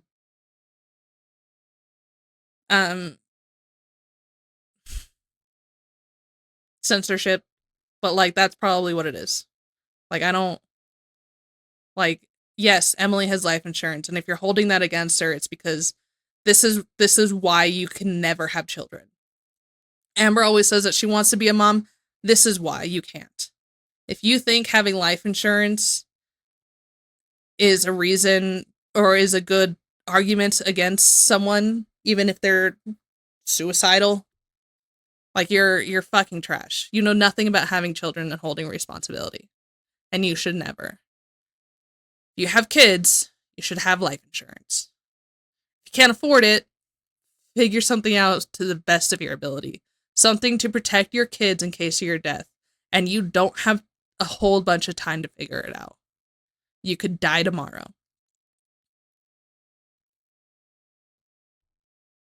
Anyways. Life lessons with Kiba. She has dug her fingers into Emily's arm to try and stop her from exiting a room. She's blocked the doorway, and it's not the only doorway that she blocked this night, but she used her hands to cause Emily pain and harm to the point where there were marks left on Emily's arm, which we will also talk about in a second. And when she's being confronted about doing this by Emily, she turns it around on Emily and says, I was looking out for you. I was worried about your mental health. I was worried that you were going to go and hurt yourself. When you deep it, her doing this is so absolutely shocking. She's using Emily's own mental health struggles and concerns about her potentially hurting herself to deflect from the fact that Amber did in fact actually hurt her. And when you deep that, my God, it is scummy. I was half asleep. There really is nothing else to add to it. It's just that. It's scummy to say, I was worried about you hurting yourself when you're out here being the one that's hurting them. I was out here worried that you were physically hurt yourself. Ignore the fact that I physically hurt you about 30 minutes ago. And not thinking clearly. I don't think you understand how scared I was when you woke me up like that. Instant PTSD flight mode. Flight wasn't even an option. Now, that whole thread is so interesting. So Emily actually seems to have PTSD from what happened to her in a previous relationship. That's what I've gleaned from these messages. That's how it seems anyway. So here Amber is claiming that she has PTSD. Now it is Amberlynn Reid down to the ground to take somebody else's story and claim that it's her story, even down to Casey's coming out story, other people's diagnoses. Once she met Alexis, suddenly she claimed to have BPD, and she knows that this response that Emily had when she woke up and thought they were in a fight. So I know it says PTSD up there. The PTSD is not what Amberlynn claims to have. The PTSD is Amber causing PTSD, right?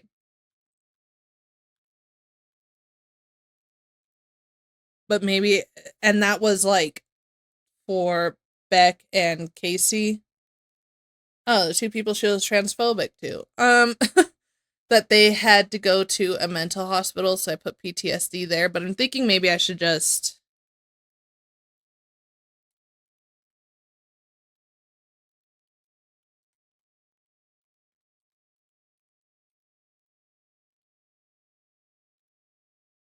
not mental hospital, but mental days in a psych ward. We'll just do that. Part of me wonders if we should put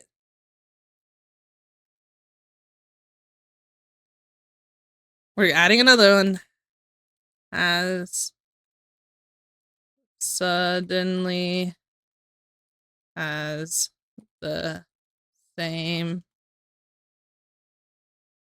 suddenly has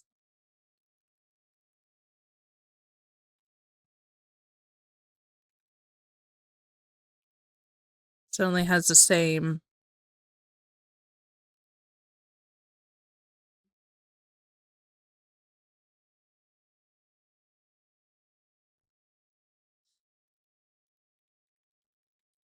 mental things, because mental things is scary. So what's from the Crystal era? She says that she has OCD. I remember her claiming that she might be bipolar. BPD. Alexis has BPD. She starts talking about how she has BPD. PTSD. Emily has PTSD. I think those. Oh, ADHD. She was like, me and Emily have ADHD or are struggling. Like, we have our ADHD piles. We're pretty sure she's gearing up to say that she has ADHD. Oh, and well, her partner's hasn't.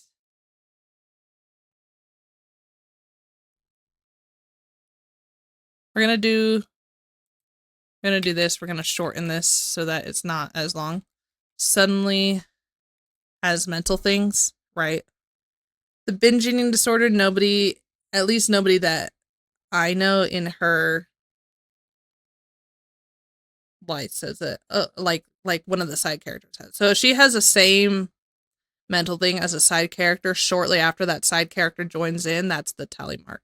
So Crystal's OCD, the PTSD from Emily, the BPD from the BPD from Alexis, ADHD from Emily. That should be 4, right? BPD, OCD, ADD, ADHD, whatever one it was. OCD. I'm trying to make sure I do this right because I don't want to add an extra tally if there isn't one. OCD from Crystal. I don't think she had anything from Destiny. BPD from Alexis, ADHD, PTSD. Yes, so it should be 4 tallies. Okay, moving on.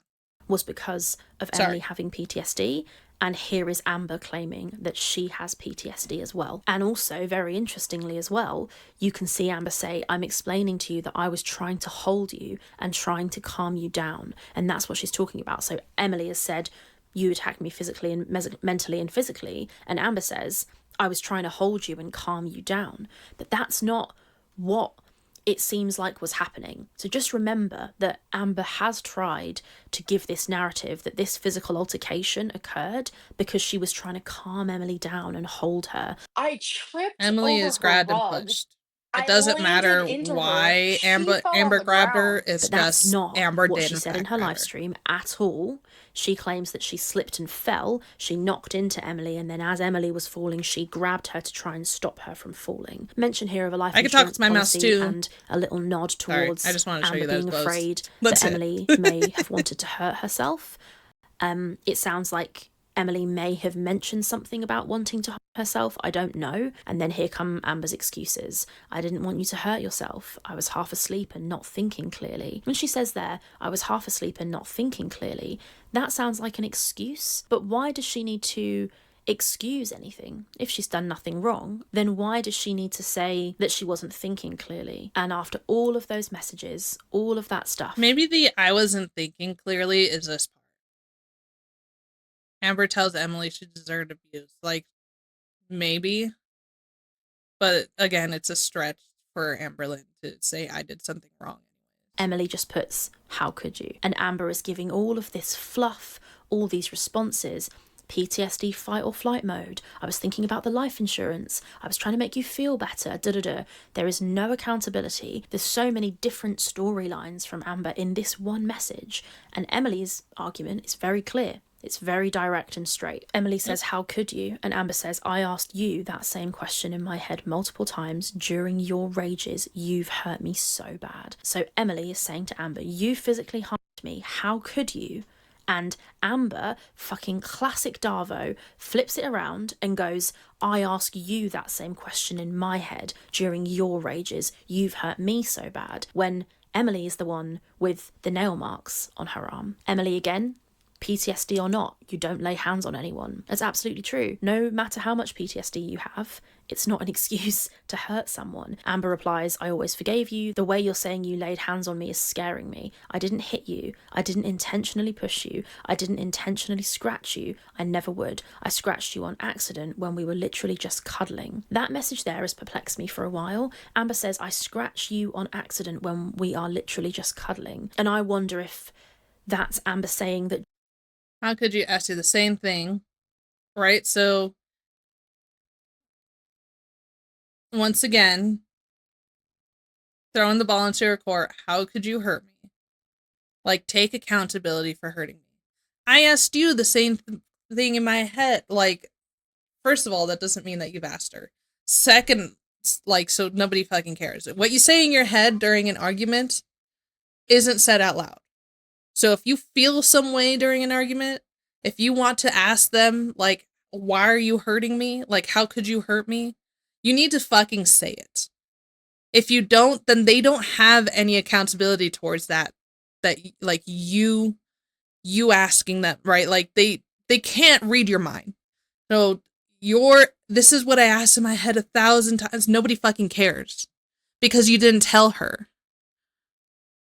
Right? Like, nobody cares that you asked yourself, how could you hurt? How could you do this? Because you asked yourself. So she can't take accountability for a question you asked in your head. Right? Like, that just can't happen. So nobody fucking cares about that. This is, once again, her throwing the ball in your court and you throwing it back to her saying, but you've hurt me. That's not what this conversation is about, Amber. The conversation isn't about how I've hurt you in the past. The conversation right now is about, I say I as if I'm Emily. The conversation isn't about Emily hurting you before. The conversation and the thing that Emily wants you to take accountability for is that you hurt Emily. That's it. You grabbed her and you hurt her arm. And whatever medical condition is that she has that you revealed to us, you once again revealed something private about your partner, and now you're... because you don't fucking respect them. The long and short of that.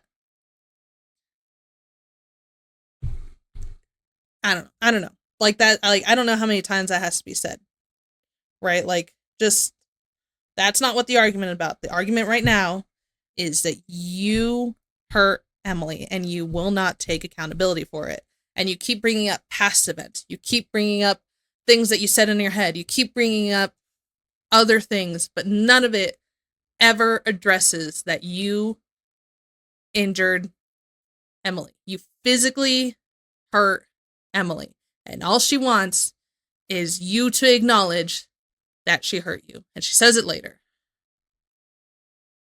So we'll throw this to that, this response to that under not taking accountability. This isn't even going to be the lie tally, but I already expect this tally to get so long that it goes behind my screen here. Generally, and throughout their relationship, she scratched Emily by accident when they're cuddling, or if that is Amber saying that that night she was trying to cuddle Emily and that's when she scratched her by accident. If that's the case, now note that story. she changes the wording to scratch. Emily never says that you scratched me. In any of these past messages through here, she never says you scratched me. She says that you grabbed me, that you hurt me, you grabbed me. Amberlynn later puts these words into Emily's mouth. The words that she used in the argument, she's now going to use against Emily, saying, well, did I scratch you or did I grab you? Because you keep changing the story. Emily never changes the story. You do. You do. It's so confusing. Amber's story is just wishy-washy as hell. And again, in this message, Amber claims that Emily rages at her and she's saying, I always forgave you when you raged at me. But we know that Emily's not a rager. She's a runner, you know, she leaves. And Amber even says in her live stream, And it's like, I'm the sort of person, I want to like talk about it now. And this is why your relationships always fail, right? Because people have different ways of arguing. And Amber, in anger, you say terrible things to your partner, right? So in anger, you say terrible things to your partners. And it's possible that they say terrible things back to you, especially with this, with the Emily situation, right? It is 100% possible. I wouldn't say 100, 90% possible that she does say terrible things to you. We don't have full examples here in the text. Oh my fucking God.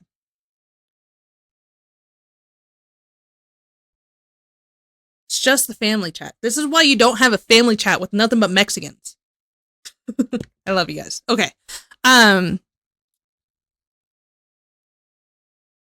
Okay, so it is like 90% possible that they say terrible things back to you. But this is why you don't talk about it now. I'm angry now. I want to finish this conversation now so we can just go back to loving each other. That's not good communication. If you both are the type of people that say terrible things to each other out of anger, then you have to step away. You have to step away. When you're that built up with rage or anger or want to say these terrible things, we need to take a break so I don't say something I don't mean and regret. Right? You both need to back up. And I'm pretty sure your therapist might even try to tell you the same thing, which is why you don't go. So you guys come back together when you're both calm and then you have a conversation about it. You don't argue.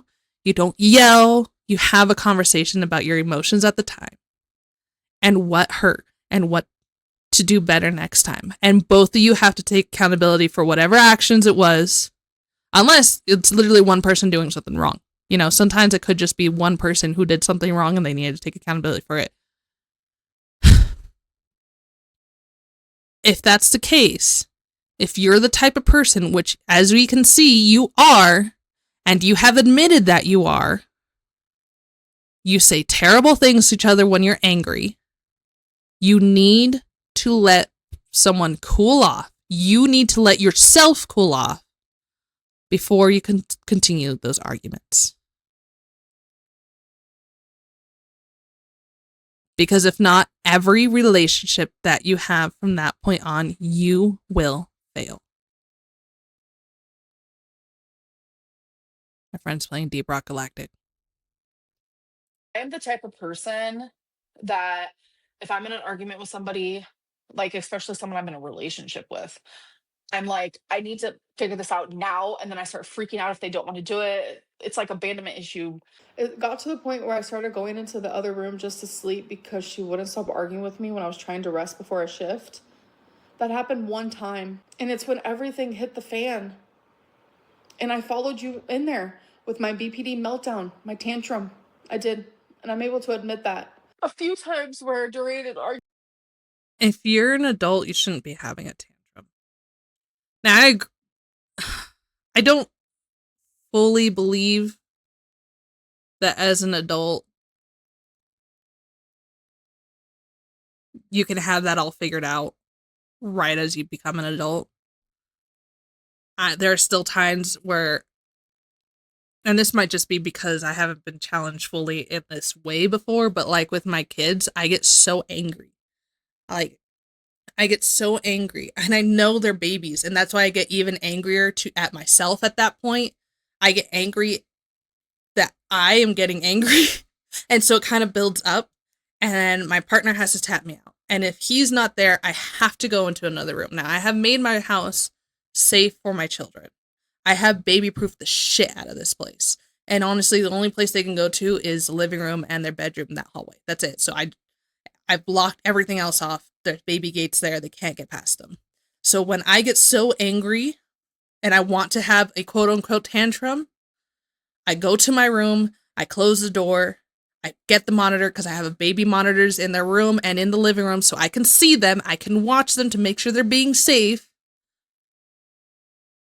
And I freak the fuck out in there, away from my daughter so they don't see it. Because I don't feel like I've been challenged in the way that they challenged me. And so I never developed a proper coping mechanism before I had children, so I'm trying to develop them now. And one of the things I do is just get angry, alone, and away from the people that are making me angry. Now, I'm not saying that because I'm gonna come out here and grab my children and hurt them with my nails like she does. What I am saying is that you have to become the adult and start developing coping mechanisms. And you don't do anything all day. You don't do anything all day. You should probably learn to develop some coping mechanisms by now. You should probably go to therapy and figure out how to develop your coping mechanisms.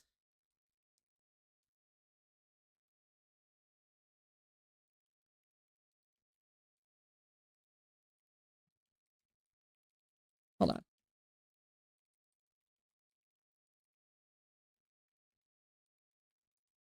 I can message you in a bit. Right? And I understand that I am completely blessed in not having to deal with someone who makes me that angry. When I say that I was in a past relationship that wasn't good, it was a very bad relationship. They had never made me angry. They made me sad and depressed and hate myself, but they never did anything that made me angry at them. It's not until I think about it later now that I get angry about it, but not to that point. I was never angry with them.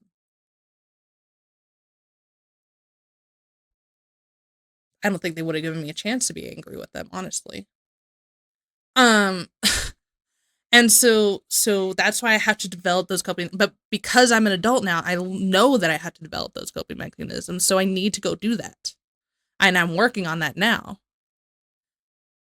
You, Amberlyn, are, I think, like a year or two older than me, and you still haven't even started figuring that out. And you have the money to go to therapy. I don't have the money to go to therapy. You do. And you are going to fail every single relationship if you never bother to work on yourself. Every relationship is going to end up the same because you start at the relationship the same way you end it. You've never changed and you've never grown as a person. You stayed this teenager that just blows up, and when you guys are in an argument, you haven't figured out how to calm yourself down. And you won't give yourself the chance to. And that's on you. That's 100% on you. At least as I grow up, I try to change. As every adult who is a rational adult tries to grow up, they try to change. And I don't even want to say that people with mental issues can't change or won't change, or like I could point out, well, a narcissist will never change, but that's not true. Because I've seen, there's even just an example that was shown to me recently. I forgot his name. If you know the name, please tell me. This is this guy who's a narcissist, and because of that, he helps other people deal with narcissistic people. and he understands his mental issue, and so he works with it and tries to figure out, okay, is this the narcissism part of me? You know, like he tries to help people with what he knows about himself. So I can't even say, well, narcissists never change, because I think that because like that's not true. A majority maybe, but not all of them. So I can't even say that there's any mental issue that could excuse you. No, if you're an adult, you grow and change. Some people might be harder than others, but you have never. You are the same person before, and you are still the same person now. The only thing that changes, see that personality change, the only thing that changes are the small little tidbits, the small little mannerisms. That's the only thing about you that changes. Because you're mirroring. Same with your mental things. Argument, she would leave. Suddenly That's has just how mental she is. She things. would stonewall or she would leave. And I'm the opposite. I'm very like, let's attack this right now and get this argument done and over with so we can just love each other. I'm the opposite. That doesn't sound like Emily's standing there raging at her. That sounds like Emily wants to get the fuck out. And even Amber says she booked it so fast she didn't close the door. So clearly Emily's not the kind of person who's screaming in Amber's face. And Emily says that here. She says, my rage is where I try to leave and you don't let me because I have PTSD. Okay, Amberlynn, whatever makes you feel better to justify your aggressive behaviour. Never mind. This is so interesting. This is Emily saying, basically, what rages? What, you mean the rage is where I try to leave? But Emily's saying here and making it very clear here. Now, once again, this could be an example of Emily not taking accountability for yelling or screaming at Amberlynn. You could throw that argument out there, but I don't know, because I don't know if she does have rages. But maybe it is because Amberlynn's blocking the... I've seen the way people with PTSD can respond to being locked in.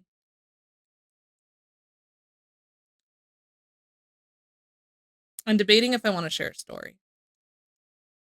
It's my story to share. It's not like I'm trying to hide it from anyone else, but I'm debating how fucking raw I want to get with you guys.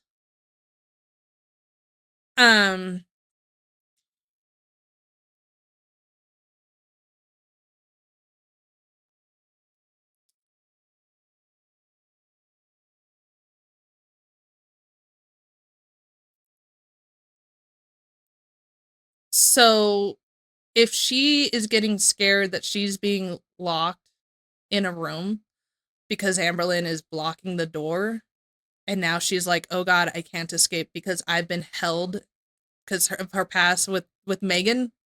She was trapped in a room with Megan. Megan wouldn't let her leave in the garage with Megan. And now she has a visceral response to Amberlynn blocking the doors. Amberlynn knows she can block a door. I could see her exploding because she's having a visceral response to now Amberlynn not letting her leave. I could see that rage happening. And she probably uses the word rage because Amberlynn did. And she's like, my rages? Like, yeah, sure, the ones where I get angry. Are you saying the times that I get angry because you're blocking the door and I start freaking out because I have PTSD? I could see her saying that, like saying, oh yeah, I rage because of the panic that suddenly sets in because I can't escape the room.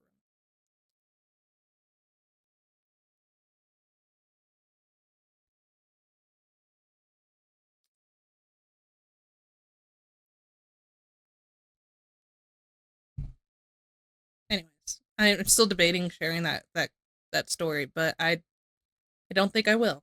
I don't think I will. You know, she's not accepting Amber's gaslighting. Amber's trying to make it seem like what happened didn't happen, and Emily's saying whatever makes you feel better to justify your aggressive behaviour. Amber says, you know I'd never hurt you, Emily. Okay, I don't know what else to say. I'm sorry for what happened. I'll leave. So Emily has just made a very, very good point, which is that she doesn't rage. She tries to leave. She tries to run. And Amber, instead of responding to that very well-reasoned point and saying, no, you did rage at me, you raged at me at this time, or no, you rage all the time, what do you mean you don't rage? Here's an example of you raging. None of that. And sometimes what Amber doesn't say is very telling, and we'll get to more of that in a minute. But Amber doesn't respond to this. She doesn't acknowledge Emily's what seems to be a fair point, that she doesn't rage like Amber's claiming. And when there's nothing else she can say, she just goes, okay, I don't know what else to say. I'm sorry for what happened. I'll leave. Emily writes, you fucking grabbed your arms and dug your nails into my arm, then body slammed me to the floor. And again, this is, what is this now, the 12th? This is probably, she probably meant to say, you grabbed my arms. It's possible that she rewrote it a couple times. Because that sometimes happens to me, where I write, like, you did this, or you dug your nails into my arm, and then she's like, wait, no, you grabbed my arms, and then you dug your nails into my arm, and then she forgot to change that into my, like, she probably backspaced and said, wait, no, I don't want to say it like that, I want to say it like this. She messed that up. It's possible. Or not, I don't know. You fucking grabbed my arms, dug your nails into my arm, and then body slammed me to the floor. So once again, what rages? Whatever makes you feel better to justify your aggressive behavior. So this isn't Amberlynn not taking accountability. This is possibly Emily skirting accountability. Maybe it's not, that there's not enough in this chain of messages here to infer that. It's not as black and white, because this is just experiences that happen that we didn't get to see. But this, you know, I'd never hurt you. I don't know what else to say. I'm sorry for what happened. I'll leave. This is, again, not taking accountability for what you did. This is, once again, a very passive way of saying, I'm sorry for whatever I did. I don't know what I did, but I'm sorry for it. Like, that's not an apology. That's not taking accountability for what you did. I'm sorry for what happened is not taking accountability for what you did. If you, especially since this whole time, she hasn't said, I'm sorry for grabbing you and hurting you. If at any point in time she says, I did grab and hurt you, and then she says, and I'm sorry for that, then that's different. Then I'm sorry for what happened. I'm sorry for everything. I don't know what I did, but I'm sorry. That's not an apology. This is why I know she's not apologizing for hurting her, because literally 2 messages before that, you know, I'd never hurt you, Emily. I'm sorry for what happened. That's not, I'm sorry for hurting you. That's the exact opposite. Which is why Emily responds so angrily, you fucking grabbed my arms and dug your nails into my arm, and then you body slammed me. And that's why she gets so angry, because she's not taking accountability for what she did again.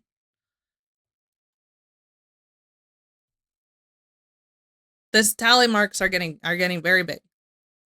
Have we hit 5? 1, 2, 3. I don't want to go back and recount them. Yes, there's 5 there. There's 6 actually in total. So we're gonna Roman numerals it, right? That slash now means 5, which I probably need to go back up and change a couple of these. 1, 2, 3, 4, 5. Like, stealing money is 5. Controlling partner's time is 5. But we'll change that later. Right now, we're just trying to keep track of one thing at a time. So 5, 6. We're at 6 now. 6 times in these messages from fucking 2 a.m.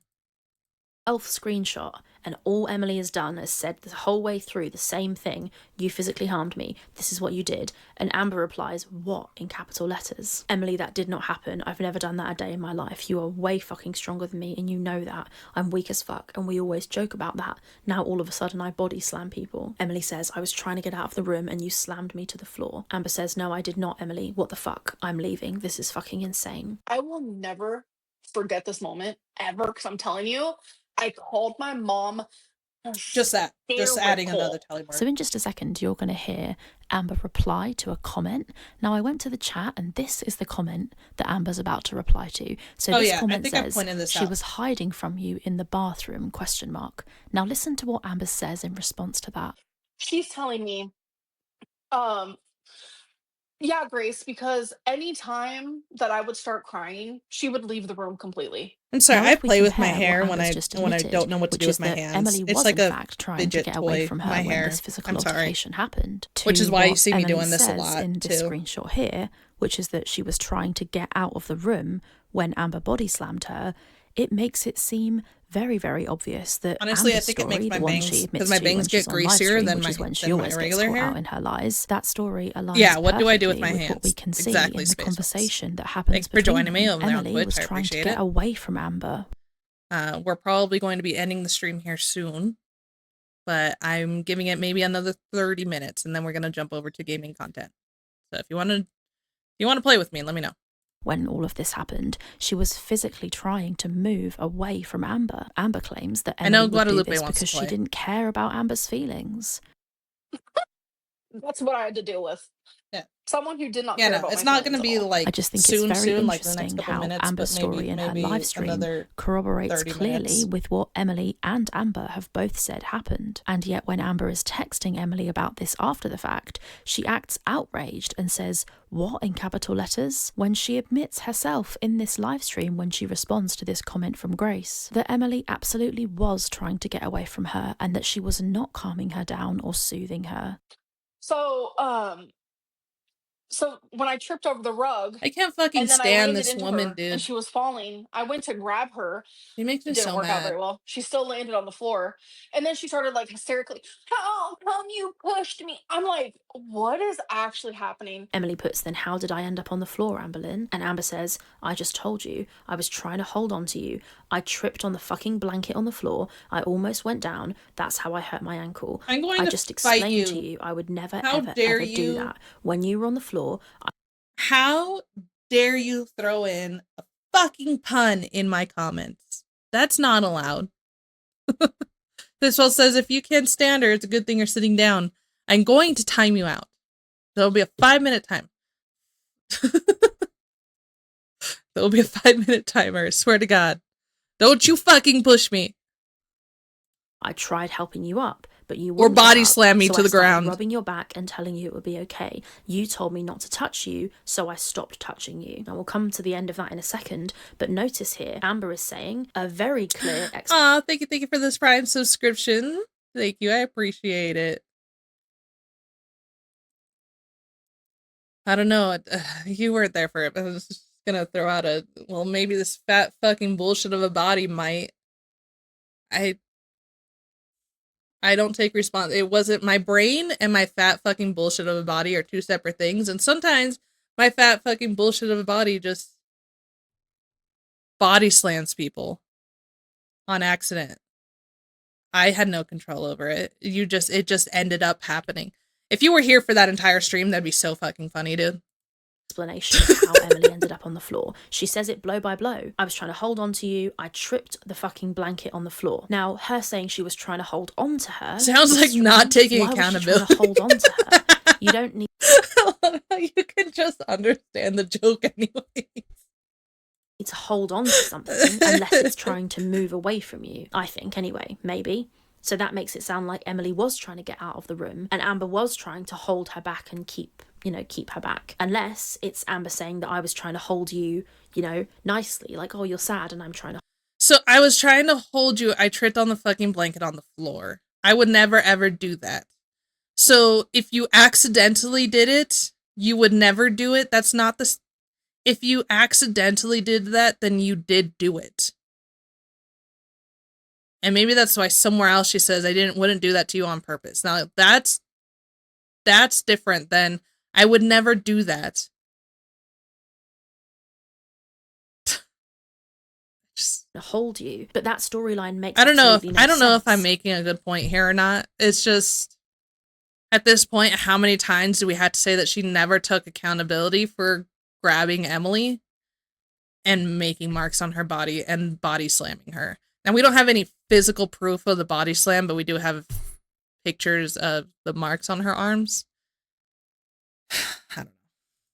Because why would there be any force? Nobody falls over randomly from just having a little cuddle. It's clear that somebody, Amber, was moving at some velocity in order to trip. Also here it's very, very interesting. Amber does a blow by blow. I find it really interesting that she just talks with her mouse in her hand. Like Emily literally says, how did I end up maybe on because the I'm floor? afraid, because And like Amber gives mine's her an wired, so like I'm explanation of how afraid she I'm ended gonna up pull on it the out, floor. even though I have But if so we much scroll extra back space to black to do it. I just screenshot can't number see it. 3 at the bottom there, you see. Yeah, no, look, we're only 14 screenshots in of 77, dude. I am so sorry I'm like this. I talk way too fucking much.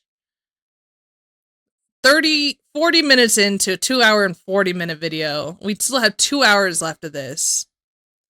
I don't know, my wife gets bruises and I just give her a little shut the fuck up. Amber say, I wondered how you ended up on the floor in the first place, but that My explains fat it. fucking My bullshit fat of a fucking body. There it bullshit of a is. You body can see knocked it. you over. So there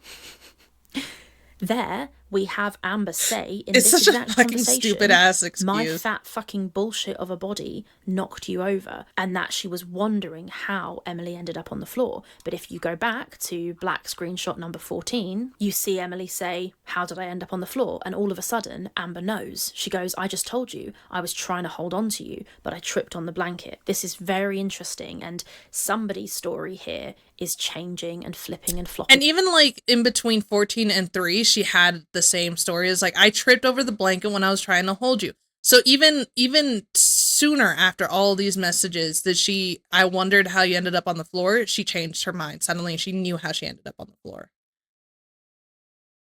This body has a mind of its own is an excuse of a predator. Wow.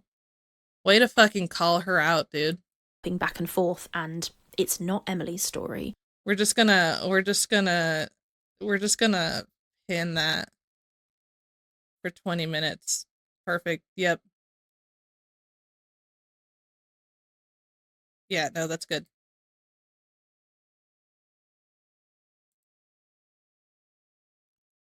Thank you for that. We're just Amber's gonna shown pin absolutely no that receipts, comment. and these receipts came from Emily. So I gotta you do bring the up math all the on other that one, I chats guess. because it So ruined Amber everything. says, so I stopped touching you, and Emily puts, because you know you fucked up big time. And Amber puts, and again, so interesting. My goal was to hold you and calm you down. It scares me that you think I'd actually do that. And Emily puts, because you do we 3740. Do we do this as Amberlyn not taking accountability? Is this another tally?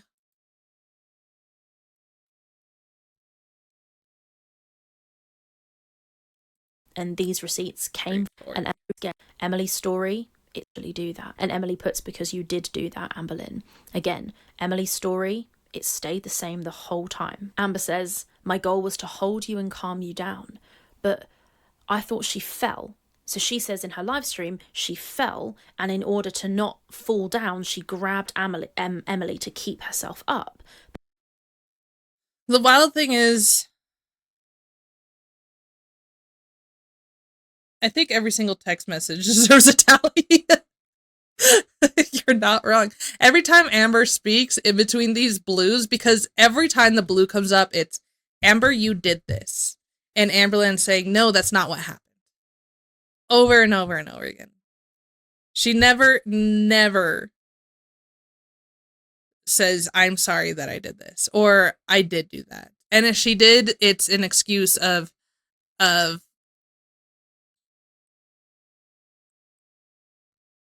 it's an excuse, like, I was trying to do this. So it's not a, I did this. It's, I was trying to do this other thing. And that, once again, a passive way of doing it, that ended up happening. Because you did grab me.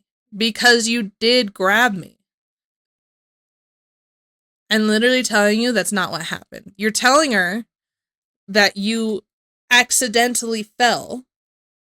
So you're telling her it did. So with her Amber saying, I accidentally grabbed you and hurt you, she's saying, like in a summary of what these text messages are is you hurt me. No, I didn't. Yes, you did. You hurt me. I did do that, but that's not how it happened.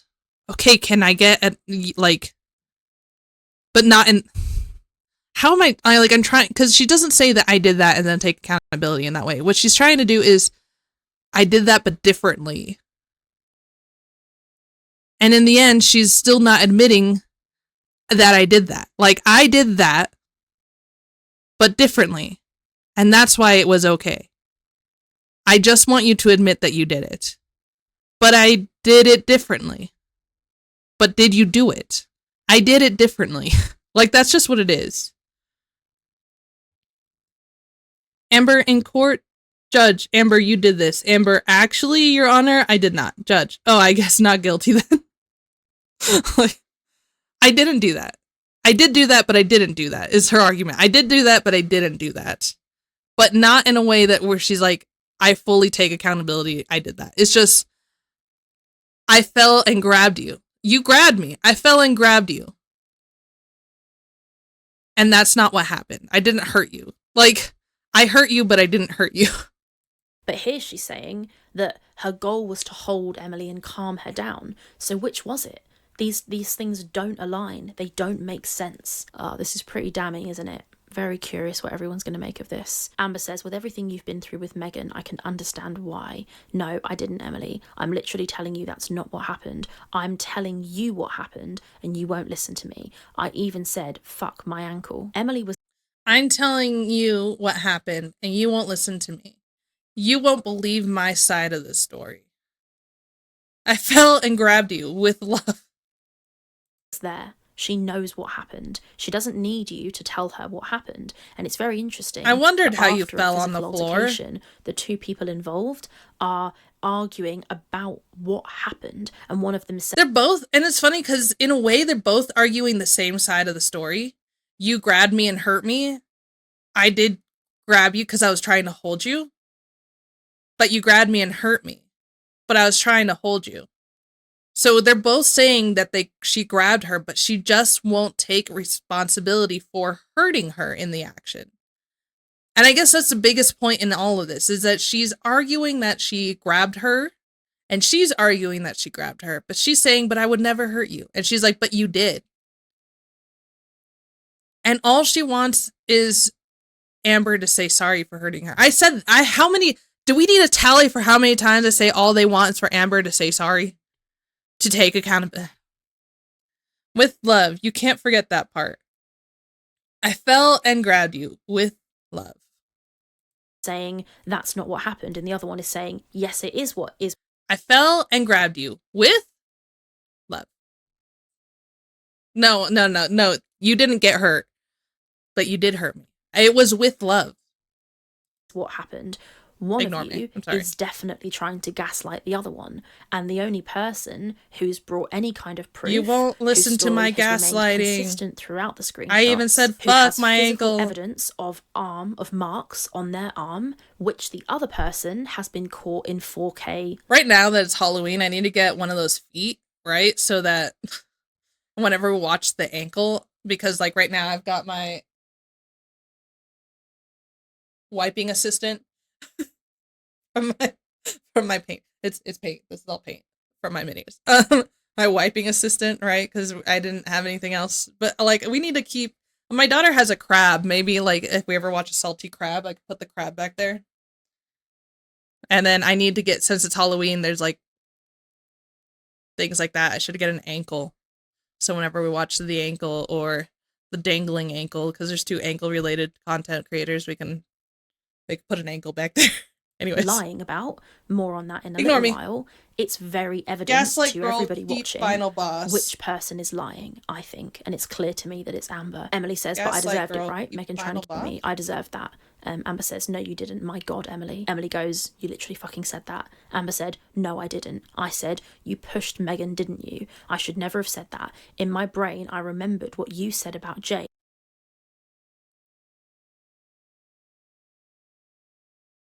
That's what this argument right here is, that right before Emily is grabbed and pushed, Amber tells Emily she deserved abuse. That's what that is. I don't know if you've seen the timeline. This is a timeline of the night. So far, no other like tangible events happened. It's just he shed, she shed in the seashore. Back before, God knows how many weeks before. But this is that night, the tangible things that happened.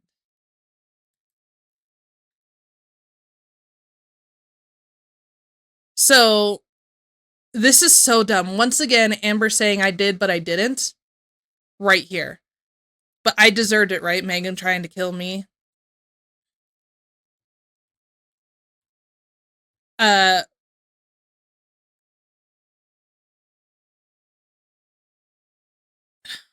is it?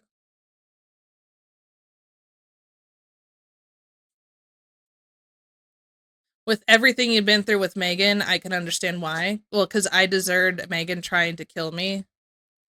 Because earlier in the text messages, you said that Emily deserved abuse before you grabbed her. No, I didn't. I said you pushed Megan, didn't you? So you pushed Megan to do the. You pushed Megan to the abuse. So she did say that she deserved to be held at gunpoint because you pushed her. You pushed Megan to do that. She never said that. I remembered what you said about Jade. So she remembered Emily asking about what happened that led up to the Jade situation where Jade apparently abused her. Again, we don't have any proof of this. It could be true, it couldn't be true, I don't know. Gaslight, girl boss, gatekeep, final boss. Oh, okay, that makes sense. Sent a Discord to explain. Sorry, gatekeep, gaslight, girl boss. Oh my god, wait, I think I know.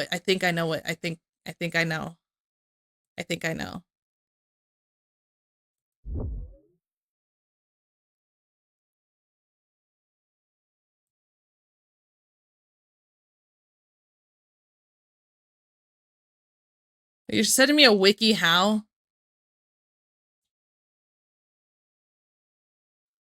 I thought there was a video. I thought you had sent me like a video. I swear I saw a video where they were like playing on that. It's a tongue-in-cheek critique of culture in which women exploit others in order to achieve success or status. Yeah.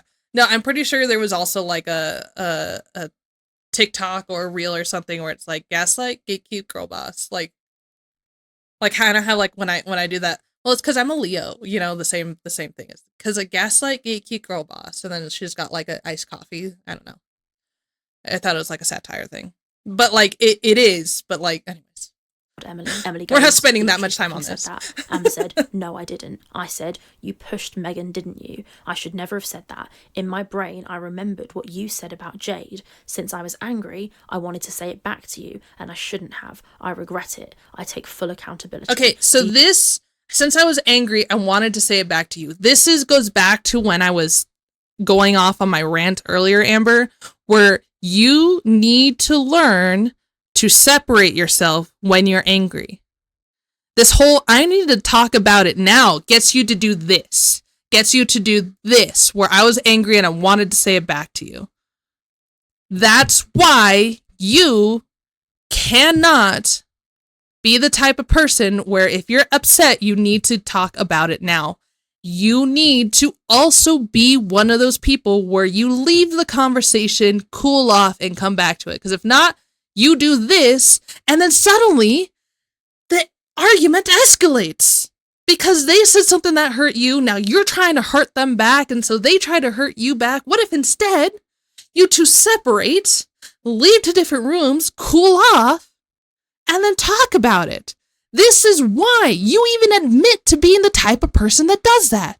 And since you're admitting it, it's right there in black and in blue and white that you do that.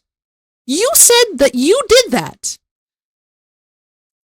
That's why you need to be one of those people that separate from the conversation. You can't do this bullshit where we need to talk about it now so we can just go back to loving each other.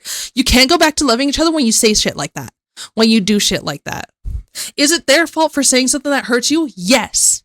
But if they're the type of person... I'll get to that. If they're the type of person where they need to leave a conversation, you need to let them. You need to let them. Because if you don't, you do that, and then you end up being in a bigger argument, and then you wonder why your relationships fail. You won't go to therapy. You won't address that issue.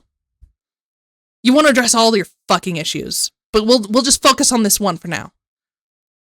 Because as I feel like that's something you would do in therapy, is you have all these things that's wrong with you and in your mentals, and you go to talk to someone about it, and there's work that needs to be done. And one of those things you need to work on, and honestly, if this is the only thing you work on, this might honestly make your relationships better. And I don't even know why I'm trying to help you, because you're this type of person. This is you. I don't even know why I'm trying to help you. But maybe it's because if you're not going to stay with Emily, then that means you're going to build this trauma. You're going to do this trauma to somebody else. Might as well try to help out that person. Maybe that's why I'm trying to help you. I'm trying to help you because if you aren't staying with that, then you're going to bring this to somebody else. And maybe at the very least, I could help you be a better and effective communicator. So, if this is what you do when you're angry, since I was angry, I wanted to say it back to you. I remembered what you said about Jade. I remembered how you hurt me. So I was angry and I wanted to say it back to you. Then maybe when you're angry, you also need to go cool off. This talk about it now isn't working. It hasn't worked for the past 10 years. You need to change. Spaceful says, thank you. If you didn't say blue and white, I would have been upset. Yeah, it's not in black and white. It's in blue and white. Do you want me to call my mum because I'll call and her right black now? And blue. We'll come black, to the blue, mum and stuff in white. just a second. But again, another mention of Amber claiming she was physically harmed by Jade. So 4:26 a.m. Is the timestamp on this one. Black number 17. Jesus Christ. The argument started at 3. We're at text message 17. Not text message, but text page 17. And it's only been like 30 minutes since all these text messages started coming in. Holy fucking crap, was this a long night. We're 40 minutes into this video and it's been about the same amount of time. 30 minutes, 40 minutes, give or take 10 minutes.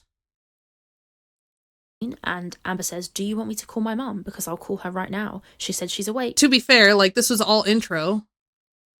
And then the messages started, so like, I don't know how many minutes, 5 minutes in, so we'll do 35 minutes. So yeah, it's been about 10 minute difference here between how long this video is and the time, the actual literal time. Unless you want to talk about this in person calmly. So Amber's saying my here, mouse this is in the the middle of first the mention screen of to her annoy you. mum, and she's saying kidding, that her that's mum bothering me. says she's awake. So it's 4:26 a.m. on November 17th, 2024, and I am going to flick back and tell you what day of the week that was. It was a Sunday. I do it. Emily said,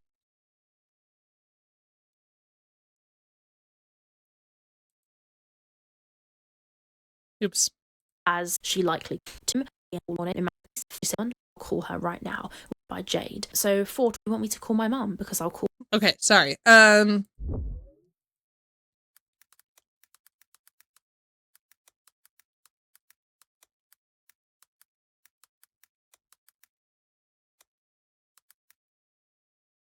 don't think there is a time difference. They might be, yeah, there's no time difference. Okay. I was just checking to see if maybe there's a time difference, so maybe if she's calling her mom, it might be better than at 4:26, or if it's worse, better or worse. But no, there's no time difference. So she is calling her mom, who has to be at work, at 4:26 in the morning. Or she's texting her. She's claiming she's texting her. Her mom has work on Monday. Call her right now. She said she's awake, unless you want to talk about this in person calmly. So Amber's saying here, this is the first mention of her mum, and she's saying that her mum says she's awake. So it's 4:26 a.m. on November 17th, 2024, and I am going to flick back and tell you what day of the week that was. It was a Sunday. Amber's mum probably had work the next morning. I don't imagine she would have appreciated messages and calls from Amber at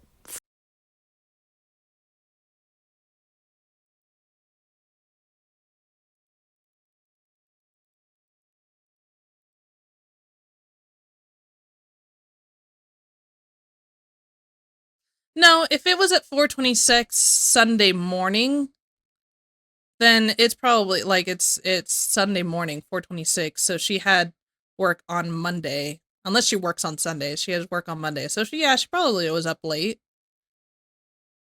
I could see that. I stay up extra late before my Monday begins, which is tonight. Tonight's technically my Sunday. So my Saturday to Sunday. I know it's Monday today, but like today's technically my Sunday. Because of my husband's schedule. So from Saturday to Sunday, I would stay up super late. I stayed up super late last night. 4:26 in the morning, so that's pretty crazy. Also, speaking of that, I suppose now is as good a time as any to show you the call logs. So just as a quick aside here, an example of what Amber does when she's trying to get hold of somebody and they won't fucking answer the phone. Here are 2 call logs. These are This is from my fucking memory. wild, One dude. of them is from the day that Emily dropped Amber off and went back home. This is the way that Amber calls people over and over. You'll see here there's a gap here. So checking at the days, studio deets. Look at all my mess of a YouTube page. Studio deets.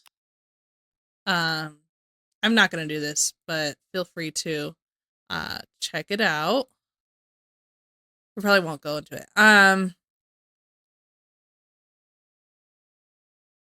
Oh, and I think this is actually where I found out about that guy who's a narcissist who helps other people deal with narcissists. Like, he takes his mental health issue and then uses it for good. Because in reality, being a narcissist could be viewed very negatively, but he tries to turn around to the positive, and I really respect him for it. But yes, check out this one. What happens when you ignore a narcissist? And she goes over these messages, and turns out Amber vlogged that day. So she was able to find out what Amber Lynn was doing during this missed time here. So go check out Studio Deets. She does really good stuff. We might react to some of her videos here and there, especially because, oh my god, Studio Deets goes really into depth. Like, she's figured out stuff that like was lost in the ether. I'm trying to find the one with Tammy. I can't find the one with Tammy, but she did one with Tammy. Like, who is Tammy? Like, why do we know about Aunt Tammy? And how long has she been in the Amberverse? And she goes back decades in Facebook to find, not Facebook, in YouTube, to find, in Amber's posts on YouTube to find what she was looking for when it comes to Tammy. Like, she'd go down in the comments and she documented it all. So, that's a lot of time and dedication to this. Oh yeah, right here, Tammy Confrontation, a deep dive. 2017 You Now. So, oh, and this one, when Aunt Tammy stood up to a hater, Amber ignored her.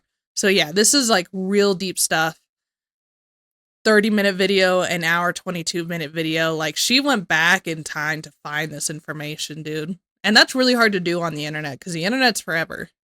So whilst you can, it's a lot of work to do so. So check out Studio Deets. She does really good work. She does a good job. Over and over again, demanding to be answered, demanding to have her call answered. It's pretty fucking crazy.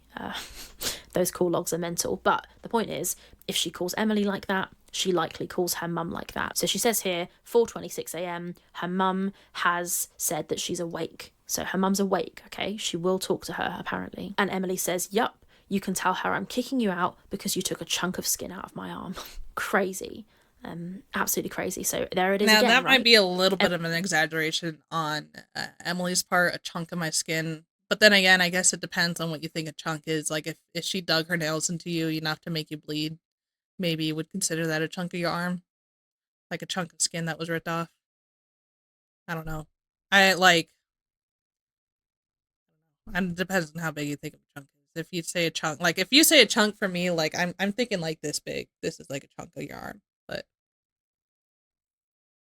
Emily's story, it's clear.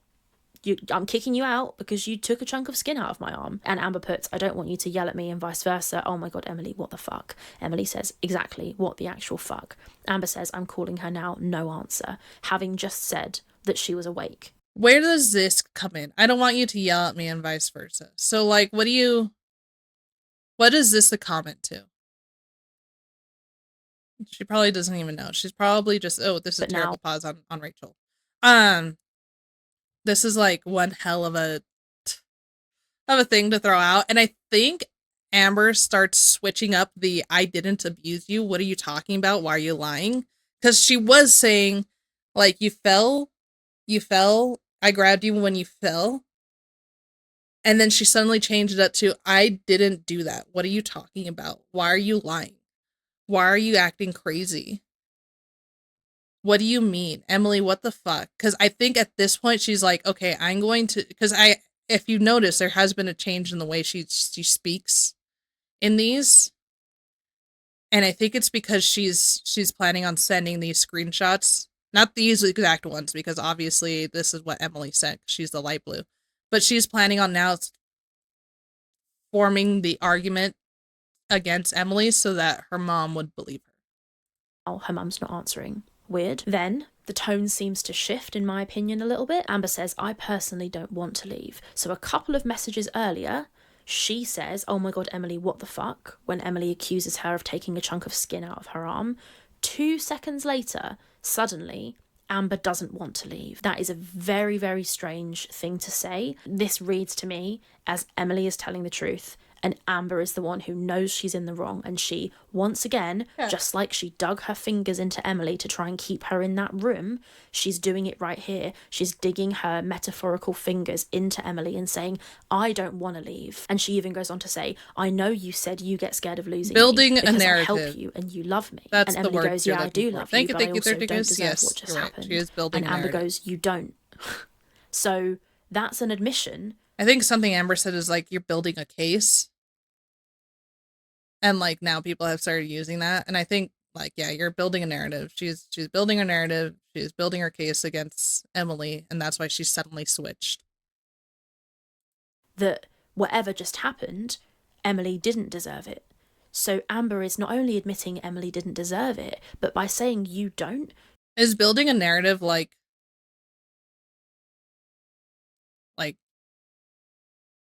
obviously building a narrative is something that you could intrinsically get from knowing what the fuck I'm trying to say. And you're my husband, so you probably understand the words I'm trying to say.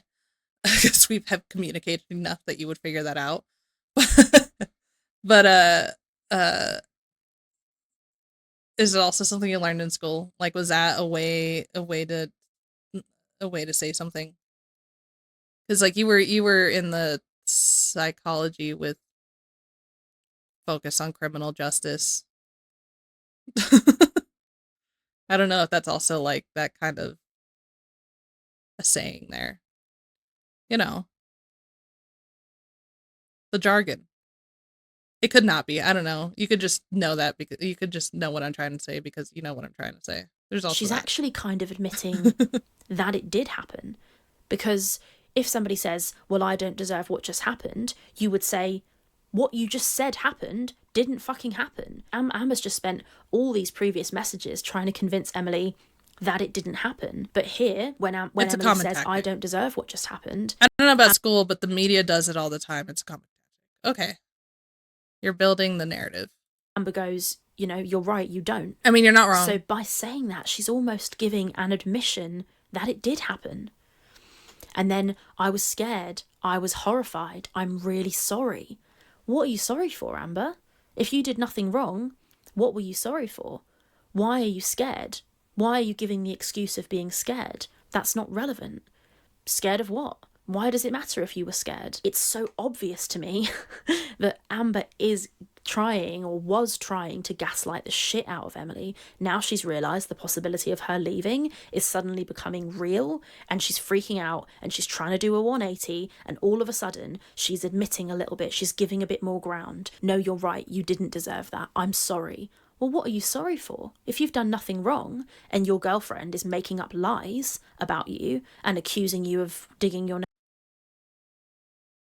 What did she say when she was raging?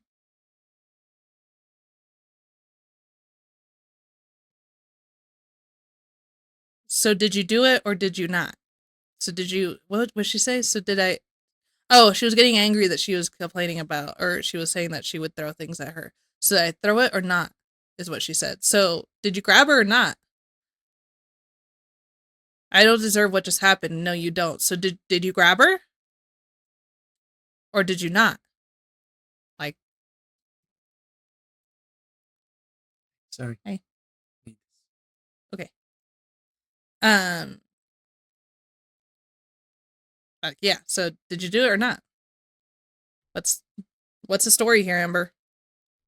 Did you do it? I don't deserve what just happened. No, you don't. I was scared. I'm really sorry. So did you do it? Or did you not? I don't know where it is. It was back there. Maybe 17. I don't know. Nails into her arm when you didn't, then what are you sorry about? Far more likely that she knows she's lying the whole time, which is why she says sorry here. Suddenly, losing Emily is becoming real. It's becoming a real possibility, and she's trying to flip it back and trying to re-grab control of the situation and apologise and say sorry and try and keep Emily. This is so fascinating. Emily says, that's something you have to figure out. You're on your own. Amber puts, okay. Emily puts, you fucked up. Amber puts, okay. Emily says, I wish you loved me like you said you did. I'm really disappointed. This is why I don't trust people. Amber puts, I do. I truly, truly do. More than you'll ever know. She's waxing lyrical here about how much she does love Emily.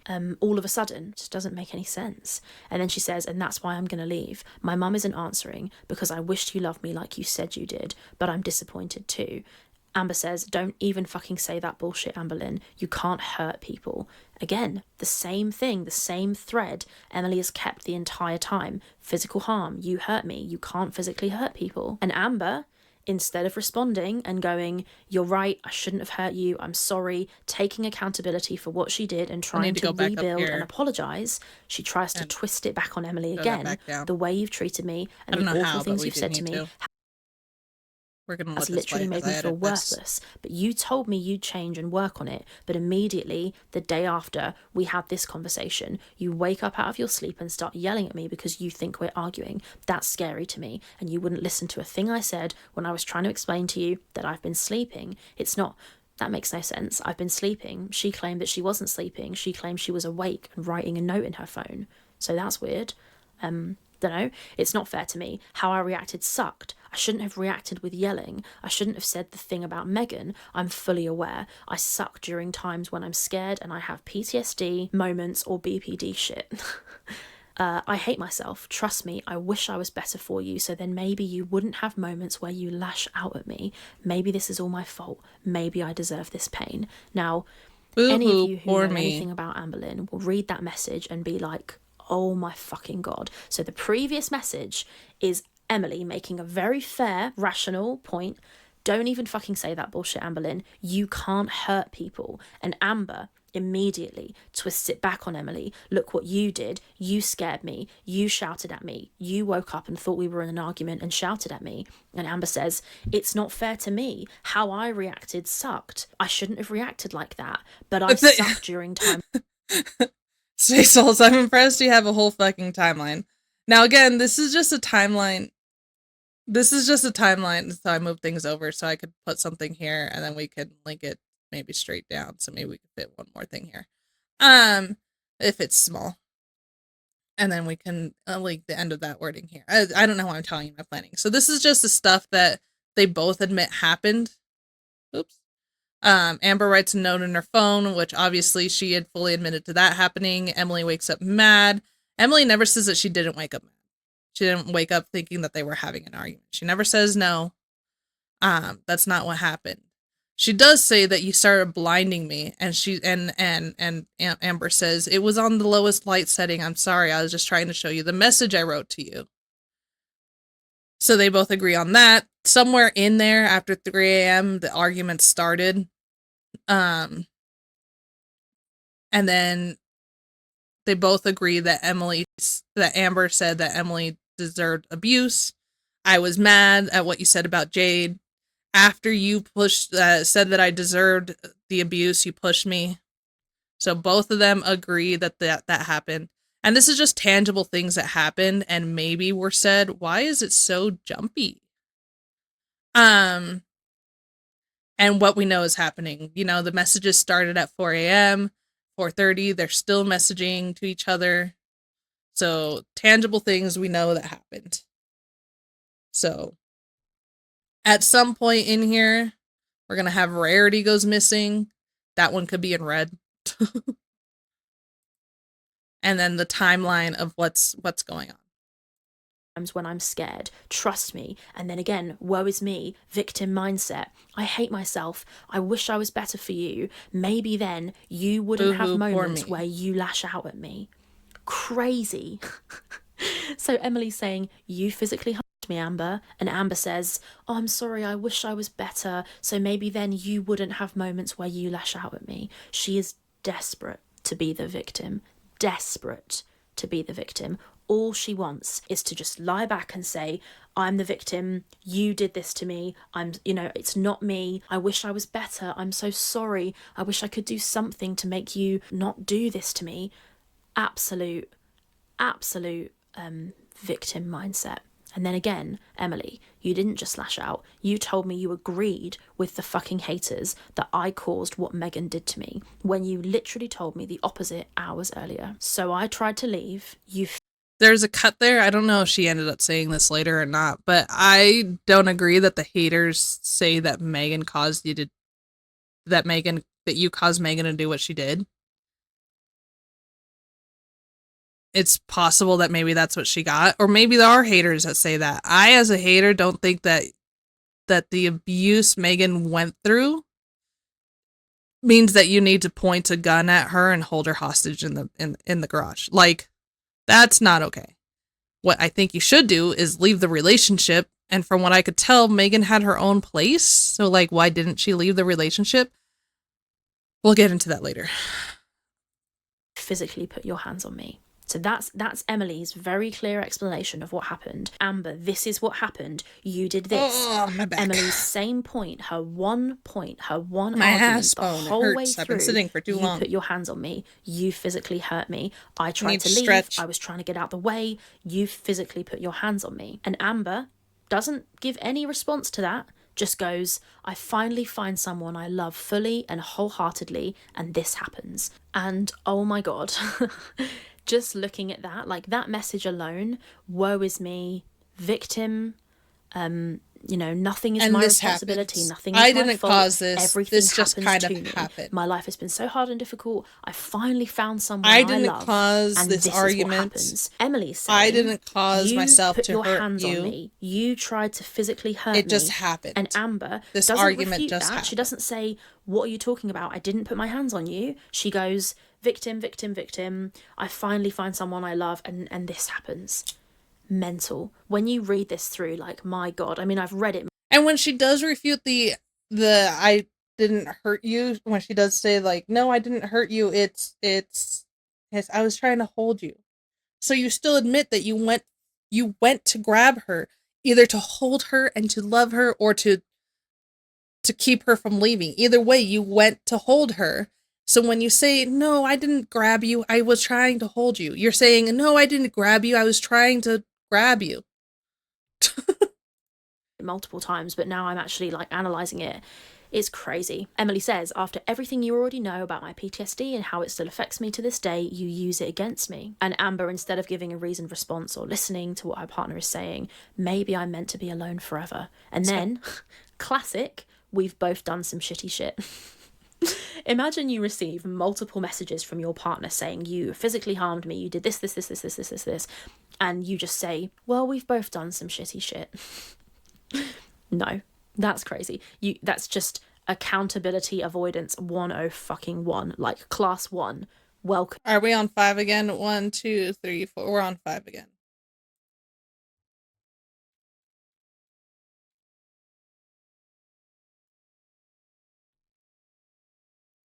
Please take a seat, roll call, and then, well, we've both done stuff, you know? Crazy. Emily says, you don't love me, you love yourself. Amber says, like the low blows you've said to me, no, I love you, I hate myself. Now, the message where Amber said we've both done some shitty shit. This is so fucking dumb. Like, nah, Emily what I'm gonna get into, I really don't have to. This is just dumb. Grabs that message and replies to it. See, this is what hurts worse than you saying the shit initially. You just can't admit you fucked up. You have to say I've said hurtful things to you. When you come at me like you do, how do you expect me not to react? And that's interesting. That sounds like Emily admits there that she does react. And I think, of course, she does. Nobody stands there like a perfect saint while they're being shouted at. And one of the criticisms Emily has faced is that she doesn't appear anyway, so far from what's public, to admit any wrongdoing on her side. In her messages with Snowflake, she never says, this is what I did, this was my fault in the situation. She has been called out in the community like that look, you keep trying to portray yourself as a perfect saint, and we know you're not. We already know you're not because of your past relationships. So like you need, and it's something that would help her argument too, is if she took some accountability for the shitty things she's done. And I'm not saying that because the shitty things she's done, she deserves to be abused physically. And that's why I don't even know if I'm saying that, honestly. Because again, in the end, I want them to stay together because I don't think they should be abusing anyone else. I think Emily should stay in a relationship with Amber, and Amber needs to stay with her so that they don't do this to somebody else. But I also don't know enough about Emily. Like, I don't have a history to track like I do with Amber. So maybe she doesn't deserve to be with Amber. But like, why can't she admit to any of the wrongdoings that she's done? Even when I talk about my previous relationships, I know about the bad things I've done. I'm not going to tell you because I'm not going to tell you about my past relationships. Nobody wants to know that information. It's not that interesting. But I know I was never the perfect girlfriend. I wanted to be. I tried to be. But you always try to be the perfect version of yourself. And like in some areas I failed, and in other areas I was cheated on. Like sometimes that relationship just fails. And it's not your fault. And I can admit that I think I was my worst version of myself in my most worst relationship, honestly. And that's, and again, I'm not going to get into detail because I don't want to share that information, but I'm also not vlogging about my life and trying to tell other people about my information, about my relationship. So since I'm not trying to sit here and make you sit through a story time, I'm not going to even get into details of what happened. So you're not going to get that information from me. I don't like to share that kind of stuff, so I'm not going to.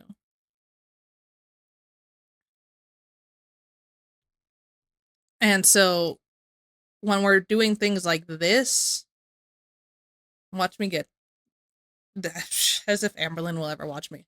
So that could get taken out of context. But like when we do things like this is somebody in that relationship sharing like what happened. Right? So like I'm never going to tell you what happened in that relationship. And that person may, for whatever reason, one day come out and share things that happened in that relationship. And in the end, it will just be a he said, she said thing. That's just how that works. Never really done that. This is the first time we've really this seen is her different. This is kind of admit, somebody like, in the party. How do you expect me saying not to react? This is what of course she's going to react. But I wonder what that means. What did Emily's reaction look like? At least part of what she said there is very true. Amber never seems to admit she's fucked up. Now here, Amber says, I am admitting I fucked up. Or Emily goes, take some accountability. Amber says, I am admitting I fucked up. Go back and read everything I said. I even said I take accountability. I apologise multiple times. I said I was shitty. I shouldn't have done that, etc., etc. I'm fully aware. Now, go back and read everything I said. I said I take accountability. You said that's not what happened. I didn't hurt you. I grabbed you. But I didn't grab you. But I did grab you. I apologize multiple times. We already talked about the way you said sorry. It was so passive, and you weren't admitting to doing anything at the time. You said, no, I didn't hurt you. I'm sorry for what happened. Well, what happened? Did you hurt her or didn't you? You were so passive in those apologies that you didn't actually apologize. Those weren't apologies. I'm sorry for whatever hurt you. Well, what are you sorry for then? And this is something that me and my husband even still like argue about. This is like, I'm feeling upset, so I'm like doing my angry cleaning. I don't know if you guys do that, but when like you're angry, you start cleaning to work through your anger. And then my husband comes up and says like, I'm sorry. And I'm just like, what are you sorry for? And I might not even be angry cleaning for because of him or something that happened, right? Like I might just be angry cleaning because I'm getting mad at politics or whatever. And he comes over and says, I'm sorry, right? Like he'll put like a dish down and be like, I'm sorry. And I'm like, what are you sorry for? And then he's like, I don't know. And I'm like, then don't apologize. We do this so often. He'll say, I'm sorry. And I'm just like, what are you sorry for? I don't know. Then don't apologize. Like, that's what she does. I'm sorry for doing this. Or I'm sorry. And she doesn't say that. She goes, I'm sorry for hurting or for whatever hurt you. That's what she said. Sorry for whatever happens. What are you sorry for? Like, she never once says what she's sorry for. I'm sorry for what happened. What happened? I would never hurt you. I'm sorry for what happened. Well, if she's saying that you hurt her, I would never hurt you. I'm sorry for what happened. Then you're not apologizing for hurting her. You haven't apologized multiple times. You've passively said, I'm sorry for what happened.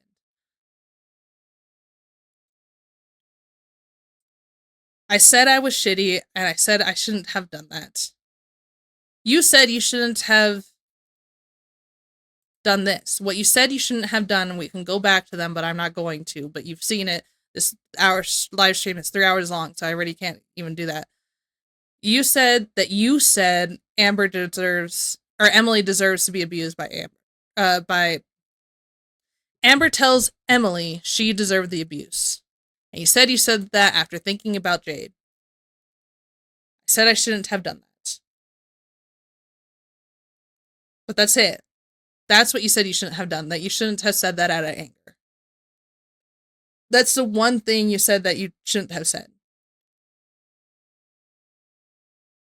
Now this is super interesting. So Amber is saying here, go back and read everything I've said. Lucky for us, we've already been back. We've just been over it. We've read everything that Amber has said. She did not take accountability. Throughout the conversation, she gaslit Emily and tried to tell her that what happened isn't what happened. Then she realised, fuck, maybe I am actually going to have to go home here. Maybe Emily actually is kicking me out. And then all of a sudden, she goes, I'm sorry. She finally suddenly, she flicks a switch and goes, oh, I'm sorry, I take full accountability. She puts that line in, which technically she did say, but she didn't actually take accountability. She spent multiple minutes denying everything that happened. Then when she finally realised she wasn't going to get what she wanted, Emily wasn't going to relent, she wasn't going to be gaslit, she suddenly switched the narrative and said the words, I'm sorry, I take full accountability.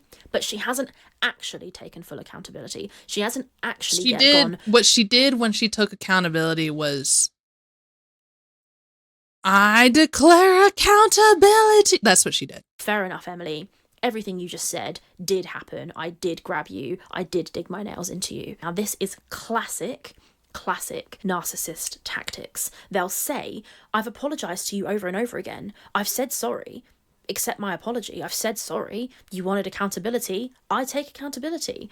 But they haven't actually taken accountability. And that's what I think is happening here. I apologised multiple times. You know what? Let's be petty. Did she apologise multiple times? Let's scroll back. Looking through these. Has she said sorry? No. Yeah, no. Oh, there we go. So on Black 18, Emily says, I love you, but I don't deserve what just happened. And Amber goes, you don't. I was scared. I'm really sorry. I'm sorry.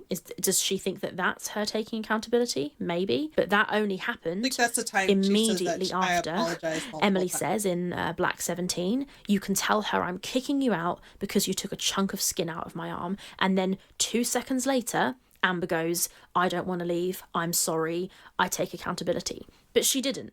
And then she goes, I shouldn't have said that. I shouldn't have done that, etc., etc. I'm fully aware. Now, we've seen Amber do that before. She has this line. She goes, I'm fully aware. Why do you not think you are the problem in every failed relationship you've had? I'm fully aware that I am the problem in some. I'm not the problem at all. Like, I'm being accountable. Like, the shit that I did in my 20s and teenager, like, it's bullshit. Like, I am fully aware of that. But there needs to be some nuance, and I had undiagnosed borderline personality disorder due to all the trauma of my childhood. I need Do I need to do a comment on something she said in the past? No. The nuance there is that's why you started freaking out. That's why you started freaking out. But you need to hold yourself accountable for saying, I shouldn't have freaked out like that. I shouldn't have acted the way I did. You can't just say, well, I acted terribly, but that's because I had undiagnosed BPD. It's, I shouldn't have acted that way. I acted that way because I had BPD, but that was wrong and I should not have done that. And when you say that, you actually need to get into what you're saying that you did. You can say, I stole money from my ex-girlfriend. I did. And I am going to write her a check right now and send it to her. That's taking accountability for what you did. I did steal my partner's phone and spy on their text messages. And I did go in there and lie about who I was and message them. The people I don't like, I don't know. Like, I did that. I did because I was going crazy. And I should have gone to therapy sooner. I don't know. Take some sort of, I did this and it's my fault and I shouldn't have done that. But no, every time you take accountability for your actions, it's always, I did that because I have BPD. It's never, I should not have done that, and I am wrong for doing so, and this is what I'm going to do to make it better. And then actually do it, because you could say that and then not do it, and then it just makes your apology come off as fake. help. I'm fully aware that I need help. Then get I help, know my bitch. wrongdoings, I know my this and that, and it's Do just like she something. just acted like holier than thou, and it was just like hard. It's a defensive tactic. It's not taking accountability. It's not admitting anything. We've seen her say it many times. She goes, da da da da. I'm fully aware. It's a defense. It's, listen, I've got it. I've heard you. I'm fully aware. You don't need to tell me again. You don't need to try and get me to take accountability. I know. I'm fully aware. And Amber says, so I do it and it's still not good enough. You just asked for it. And I told you I've done it already without you having to ask. Now, that's not what happened. Now, this gaslighting is absolutely crazy. Amber is saying, I've already said sorry without you even having to ask. I'm so nice. I've already apologised. But if you look at the conversation, which we've just done, she hasn't, well, she said the word sorry, but she spent the entire conversation claiming that she didn't do the thing, which she is now claiming that she took accountability for, when in fact, no, she spent the whole conversation saying that it didn't happen. And then Emily puts, I would never physically hurt anyone, no matter what the situation. And Amber, and this is really nail in coffin, I didn't mean to physically hurt you. I would never do that to you. So that suggests that there was some physical harm. So now Amber seems to have they moved. both agree that there's physical harm. It's not that she didn't hurt Emily. Let me It's see that if she didn't touches on what mean I'm about to say. Emily. Hi, Editing Rachel here again. I missed something about this screenshot when I was filming. If you look at this screenshot, you can see Emily says, I would never physically hurt anyone, which I thought was really interesting because there's a very good chance I would have thought that Amber would respond to that with, well, you did fucking hurt me, because Amber goes on to accuse Emily of kicking her on Everyone this night. agrees But, there was physical as harm. ever, Yeah. what Amber doesn't say 30 is minutes just as after the important as what conversation she does everyone say. agrees there Because was if you look physical at the harm. messages and look at what Amber replies, she doesn't say, Emily, you kicked me. She doesn't mention any physical abuse from Emily. When I went to go walk into the bathroom, she kicked me. She kicked me really hard in my stomach. really hard. And it was like right in my hernia, so that like really scared me, I will say that. If you had a physical altercation with an ex-partner who kicked you in your hernia to the point where you were scared about it, and that person then texted you later that day and said, I would never physically harm anyone, but you know that's not true because they kicked you that night, you would say, you kicked me tonight. But notice that that is conspicuously missing from these messages. Amber doesn't say this to Emily, which I think is very telling. And it's just another example of that she was lying about being physically harmed by Emily. Because you know Amber would never let you live it down. Would never, ever let you live it down if you did physically kick her. And I think that's why she came up with that story later, so that she can cover her tracks. Of why I do not believe that Emily kicked Amber on this night. So suddenly she's saying, well, it did happen, but I didn't mean for it to happen. Emily puts, you did. Amber says, you know that deep down. And I'm sorry that's how everything happened, but I didn't do those things on purpose. I wouldn't. So she did do them then. Absolutely crazy. So she accidentally dug her nails in Emily's arm, but she spent the whole time saying that she didn't do it. She accidentally landed on Emily, and then she says, I wish it were me that fell to the floor. She'll admit that Emily did fall to the floor, but she will not allow that piece to be played. And this is why the amount of times that she said sorry technically doesn't count as a sorry, because she's still not admitting that she hurt her, even while admitting that she hurt her. I would never physically hurt anyone, no matter what the situation. I didn't mean to physically hurt you, Emily. I would never do that to you, but you did do it. You know deep down, and I'm sorry that's how everything happened, but I didn't do those things on purpose. What do you mean, I'm sorry that's what everything happened? What happened? Did you hurt her or not? Like, she goes so back and forth. There's never a direct message of, I'm sorry I grabbed you. I'm sorry I physically grabbed you and hurt you in doing so. It's always, I didn't mean to. That's not what I meant for things to happen. And I'm sorry that things I didn't mean to happen happened. Placed. We're changing the pause screen. And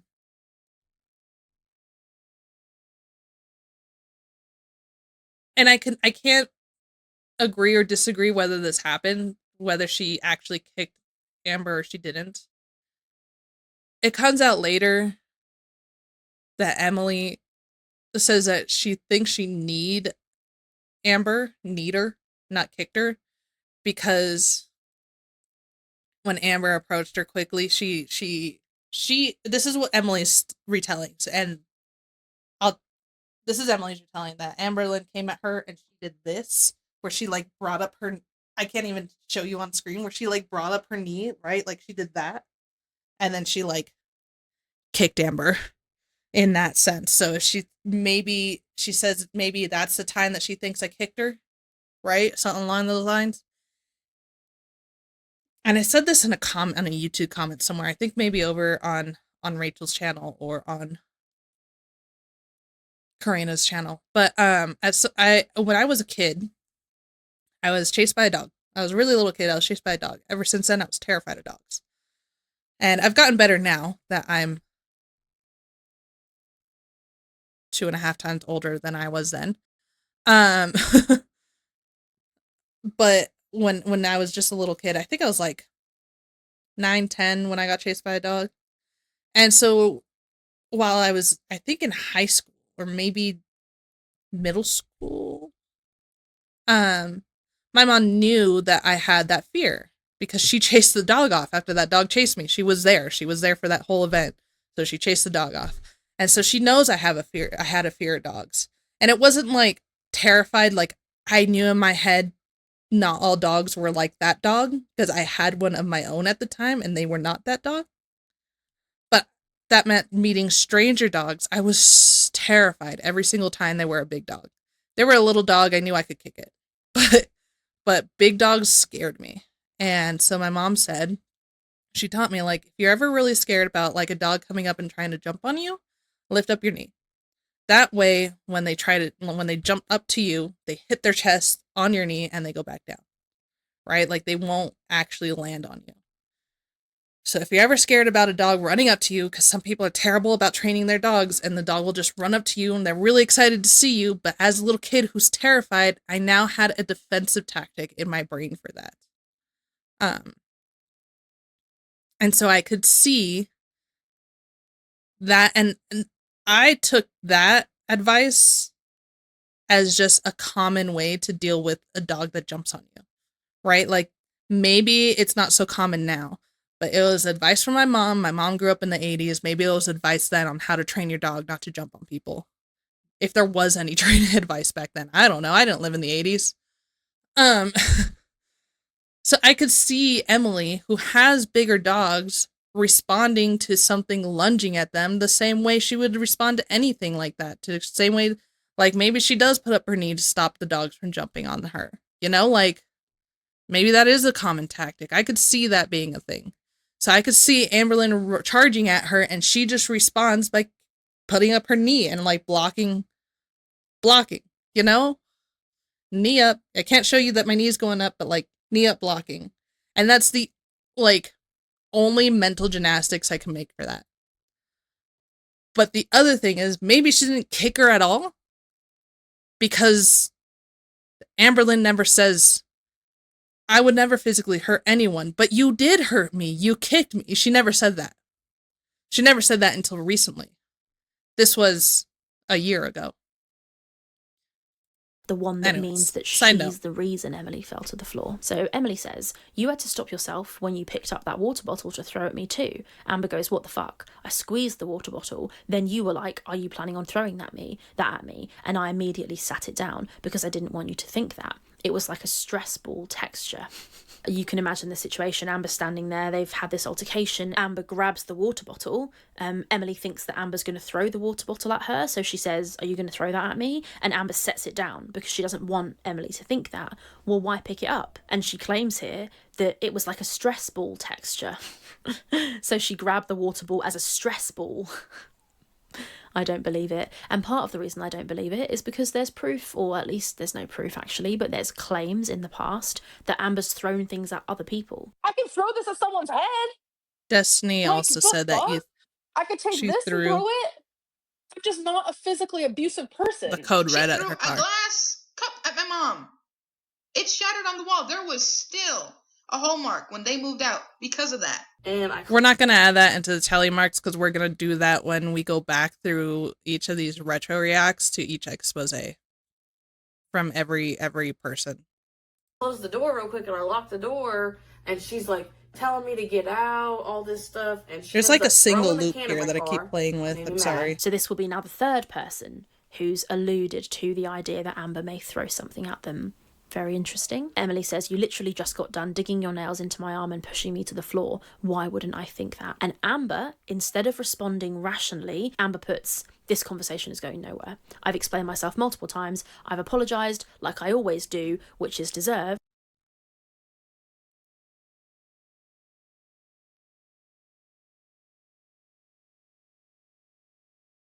Okay, so right in here, we're going to put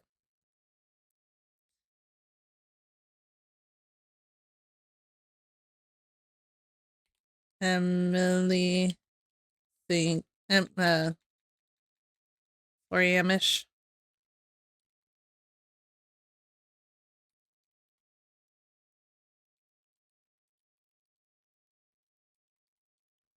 Water bottle is picked up.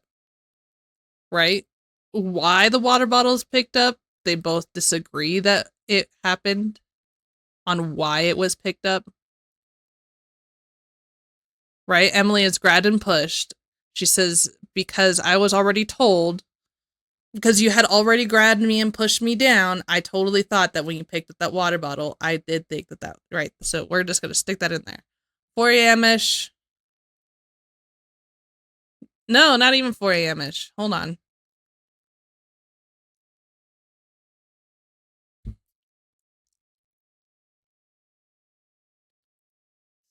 We're gonna put this as 3:30 a.m.-ish. 3:30 a.m.-ish. Water bottle Water bottle threat. Was it a threat? Was it not a threat? We don't know. But the water bottle was thrown in there. We're going to stick that right in there. All right. But that's just crazy.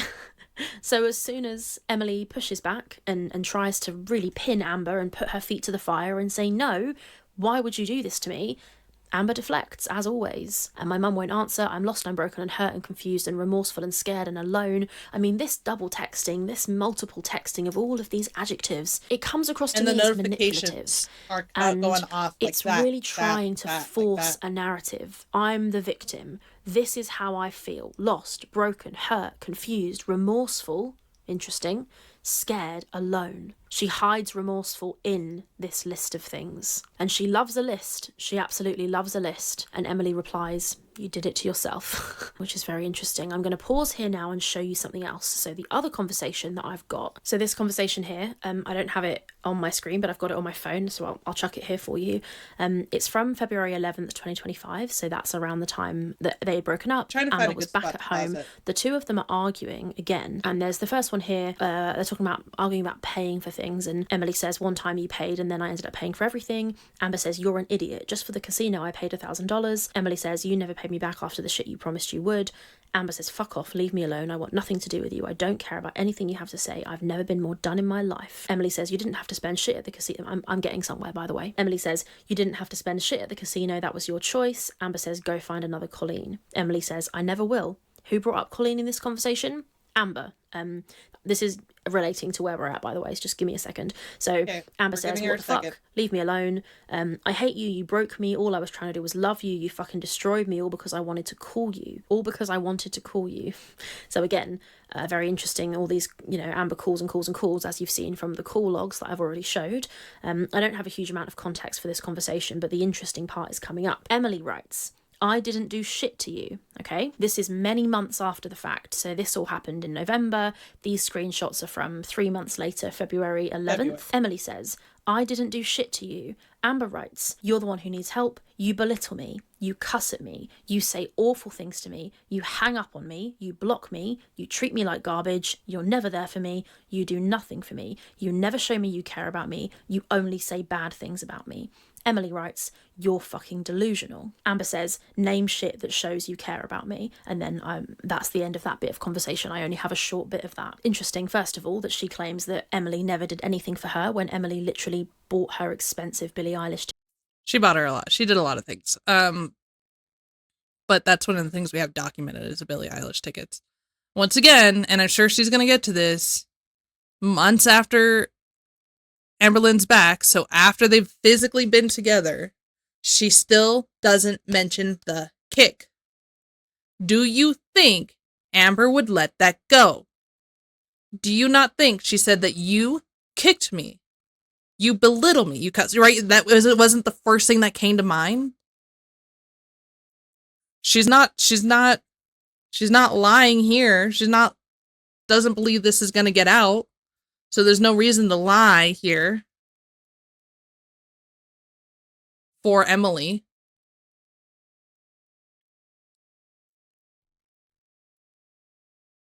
And I'm sure that's the point she's getting at, is that there's no way that months after they've actually physically been together and Amber moved back to Oklahoma, would she not mention that she was kicked?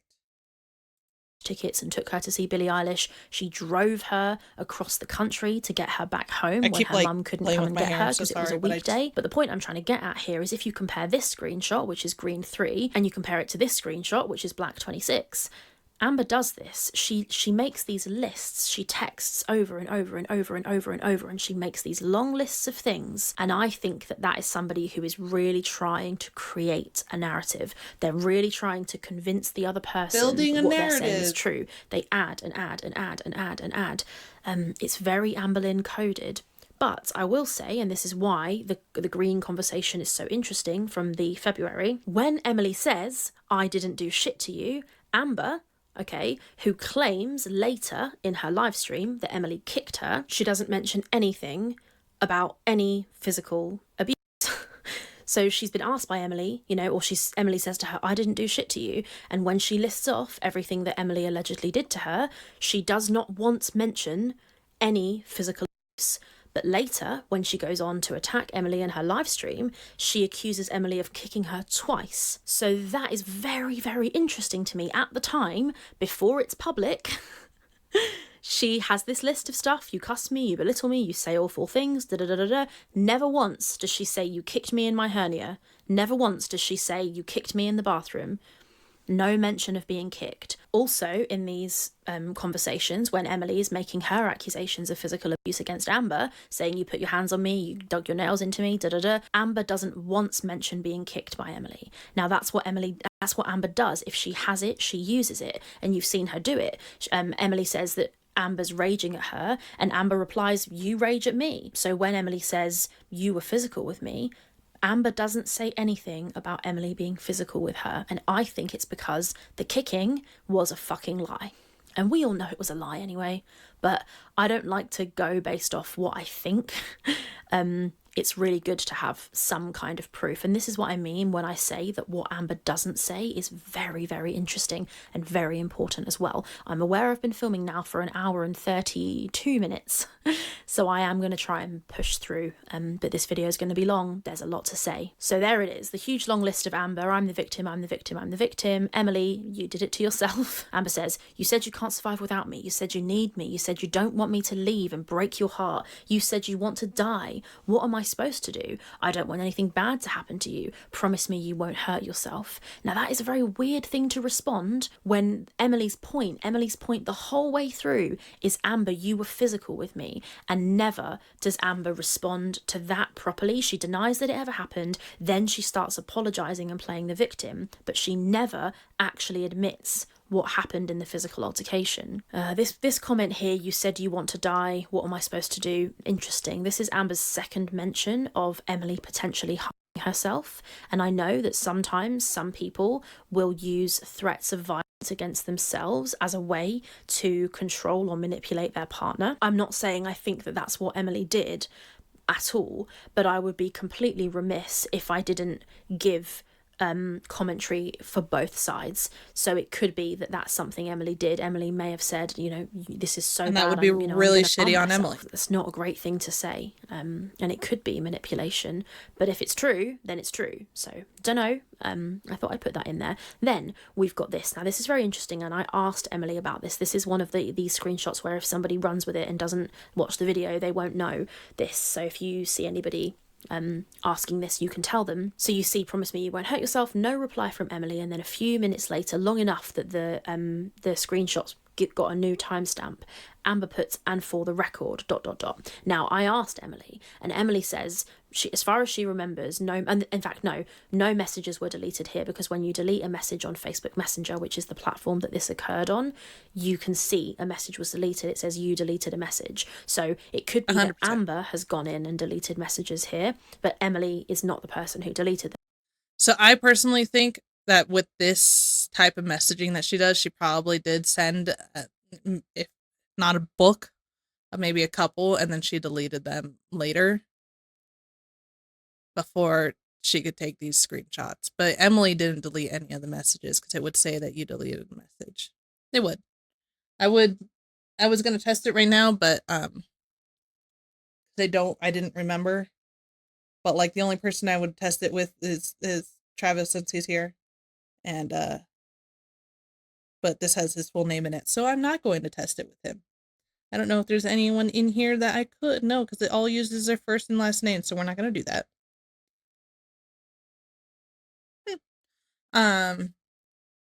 So yeah, I was going to test that out, but we're not. Them, because you would be able to see, and I'll show you in a second that is the case later. So Emily didn't delete anything. For some reason, Amber's come in and said, and for the record, and she's either deleted a bunch of stuff or sent Emily something on another platform. So that no, was, but it would have your last name in there. Many hours later, it's 11:18. Emily messages her and says, I'm really hurt by what you said and did. Possible they had a phone call in there, maybe. It's not a big deal. I don't know. No reply from Amber, which is strange. So maybe Amber was asleep. We know she sleeps at random times. Could be she was asleep there. Okay.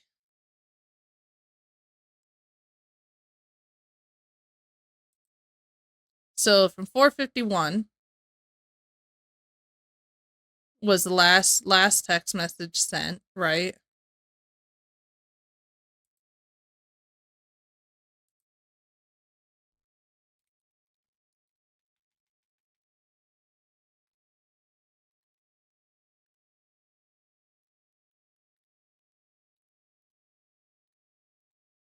Yes.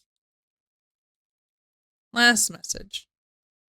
I'm sorry. I hold it for too long. Again, we're gonna make it short, really, really short. Right, so we could write something here and then the line go down. All right, 4:30. We'll just put the last message here. 4:50-ish. And then the messages resume at 11:18. But if it's true, then it's true. So to Emily about this, self got a new. Emily says he deleted it, but Emily is something. PM, are you okay? 11:18.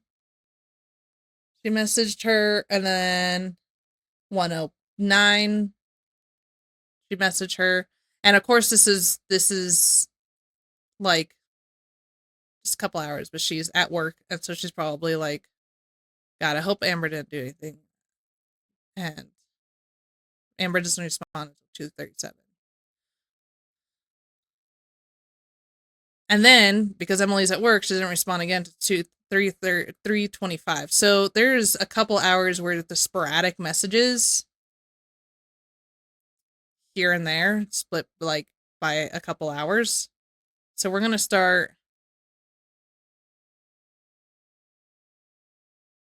messaging. We're going to start messaging again at 3:25.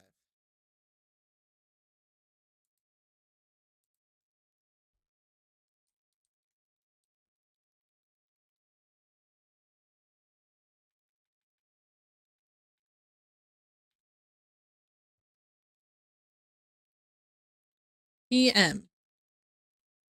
Messages start.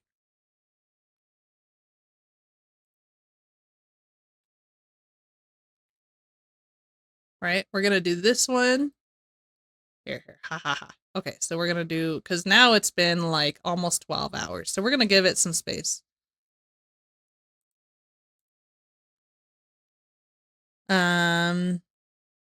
It was 5 a.m. to 1 p.m. Sporadic messaging.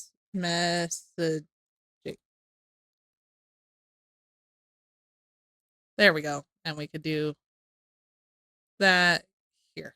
Aha! Okay, so we're gone back to where I can start writing down here again and have lines going up, and we're doing it. Okay. Many hours after, an hour and 30-ish minutes later, I'm sorry, and no, I'm not. Was she asleep? I think if Amber was awake, she would have been texting. Emily gives it a while and then says, okay. Amber says, do you want me to leave? My mum called me this morning and I didn't answer. I don't know what to say or do. So that's very interesting. We can see that it's 3 p.m. the following day and it looks like Amber's realising her leaving is becoming a real possibility. And this is important. She's realising needing to leave is something that might be, on the horizon. And then there's this screenshot where I've blurred the whole thing, but basically somebody orders Papa John's to Emily's house and they call Emily and leave a voice message, and it's basically around 3:12. Ooh, 3:12. Papa John's.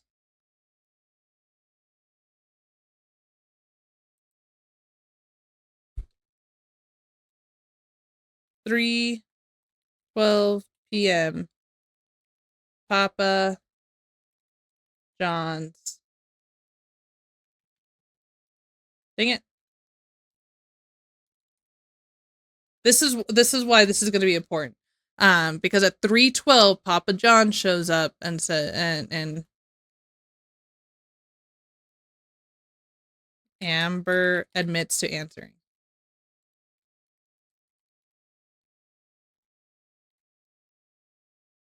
Nickname in high school, Papa John. It's gonna be important.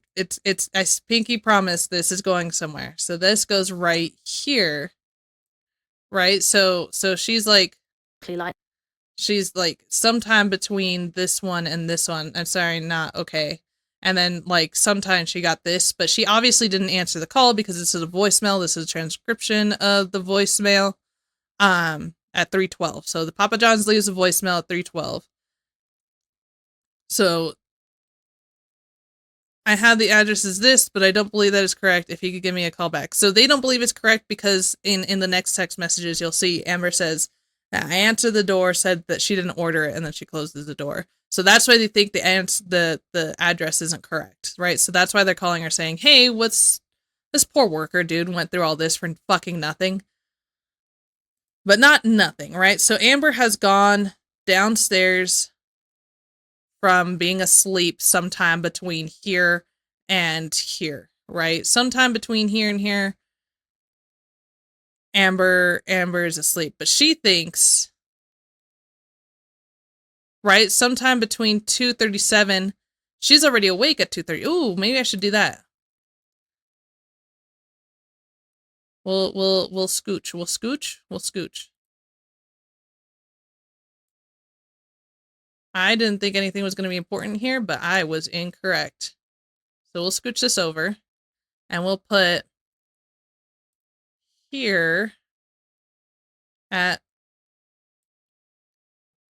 2:37, Amber awake again.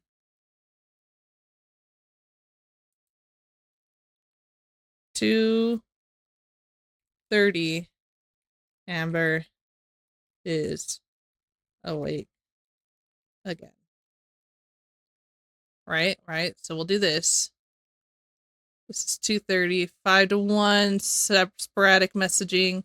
So in between 5 and 1, sporadic messaging, Amber is awake again. But at 3:12, Papa John's calls Emily. Amber answers the door, says, nope, not us. And then the messages start again. Can I do something here? Because this is running into the same problem this was running into. So we're gonna grab this. We're gonna scooch. And then we're gonna grab this. We're gonna put this down here. There we go. Yeah. Oh, that's a shame. Oh no, I'm messing everything up. I'm such a failure. Right, we're gonna put that right. We're gonna just squeeze that right in here.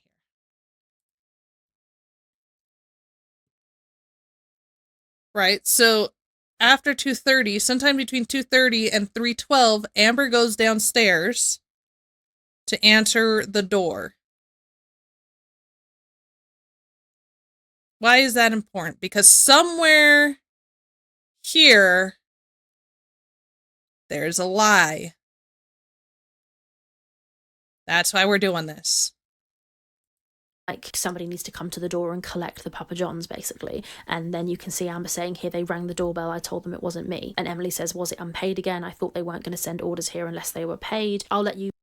I'm guessing this is because people have been harassing them. Now, I'm not saying that the haters are perfect, but there are haters in Gorl World that go a little too far. And sending food to them is not cool. If you have their address, that's not cool. Don't do that. That's pretty fucked up. But I do enjoy that they're like, well, if they're paid for and they're being delivered from the store itself, you know, it's not some random person delivering it to them. Unless they were paid.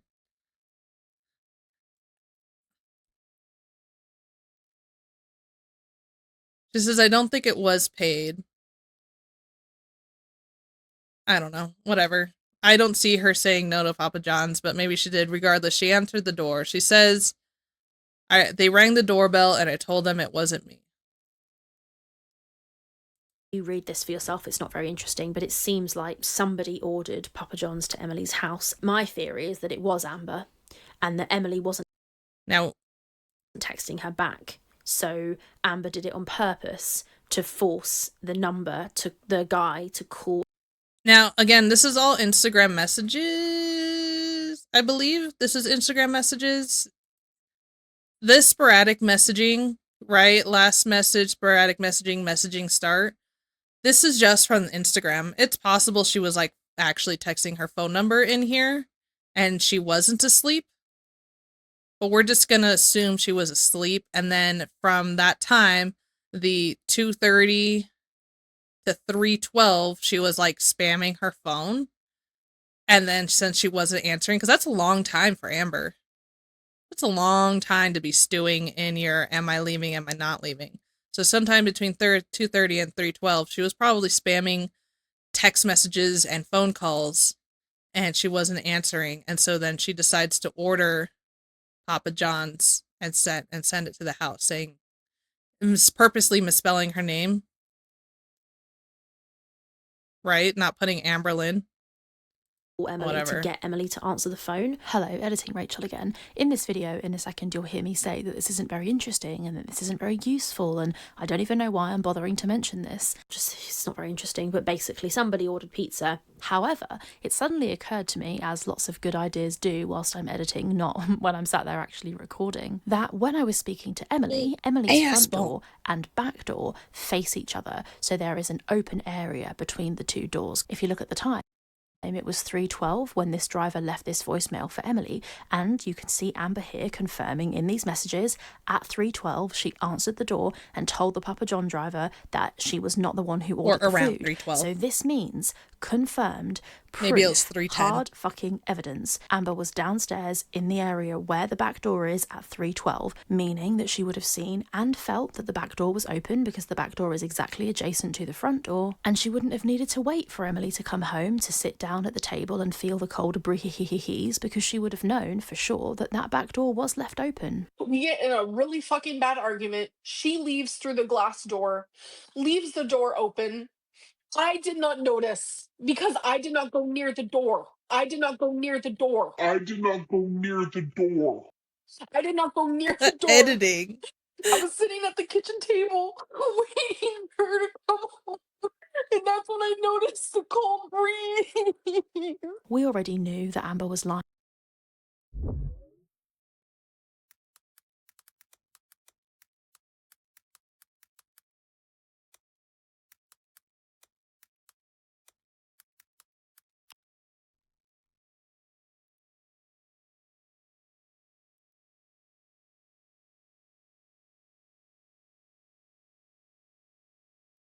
Like, but July? No, earlier in July. This is Madison.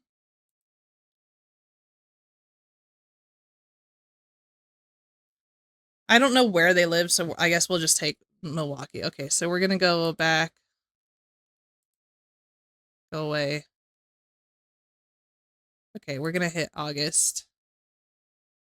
Oh, okay, July 1st. Okay, sorry. I was misunderstanding. Okay, so this was August 17th in Milwaukee. I don't know if they lived close, if Emily lives close to, I say they, like Emily and Amber, but like, Amber doesn't live there. I don't know if she lives near Milwaukee or not, right? But 3 a.m., maybe 4 a.m., it was 70, right?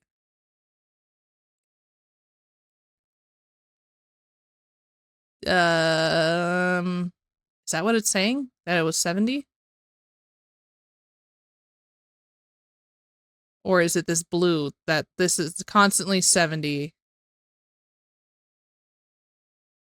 I don't fucking know. So it's like about, is that what it's saying, that it was 70? I don't know what these extra bars here are, but I'm gonna go off of these little dots, because I'm guessing that's the temperature that was taken. I could be wrong. 70 is kind of cold. 70 is cold. Now this August. Okay, 2024. I want to make sure we're on the same. All right, so it's cold. It's not freezing, but it's cold. I don't know what this is if I don't see it here. I don't see these colors here. It's like a comfortable. Oh, that's up here. The comfortable cold, right? Like, I wouldn't say 65 is comfortable. I would say 65 is cold, but oh yeah, no. I wouldn't say that 65 is comfortable. I would say that it's a little chilly because I grew up in California where 60 is cold. I don't think it's cold. I think it's comfortable, but 60 is cold. I think it's, well, no, I don't think it's comfortable. I think it's a little chilly, right? Amberlynn is from Oklahoma. There's no way she felt 60 and thought, oh yeah, that's comfortable, but whatever. So it's like or she felt 70 and thought that was comfortable because she's from Oklahoma. Their temperatures are way higher during the winter and during the summer. And she is coming off of the summer and facing this 70 degrees. That's cold. That's chilly. And if there's a cold breeze that she could feel, she would have felt it at the front door after closing the door, turning around and looking and seeing that the back door was open and feeling the cold air come in. That would be around 312 though, not here. This would be over here, 72. I don't know. See, this is what I mean. Is like, I don't know what it is. I think it's down here. I think that the temperature was 72 at 3 p.m. But that would not be a comfortable. I also don't think that's correct. I don't think she lived near Milwaukee. I think she lived in the colder part because during that time, they were also experiencing a cold front. So 70 is a really high for a cold front, which is why I don't think that Milwaukee is the right time or right temperature. But I don't know where Emily lives. Like there was other places in Wisconsin. Wisconsin.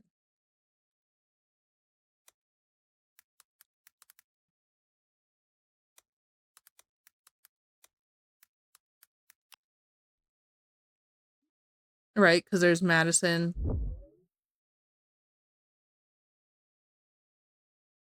Racine. Now that I know how to work this freaking site.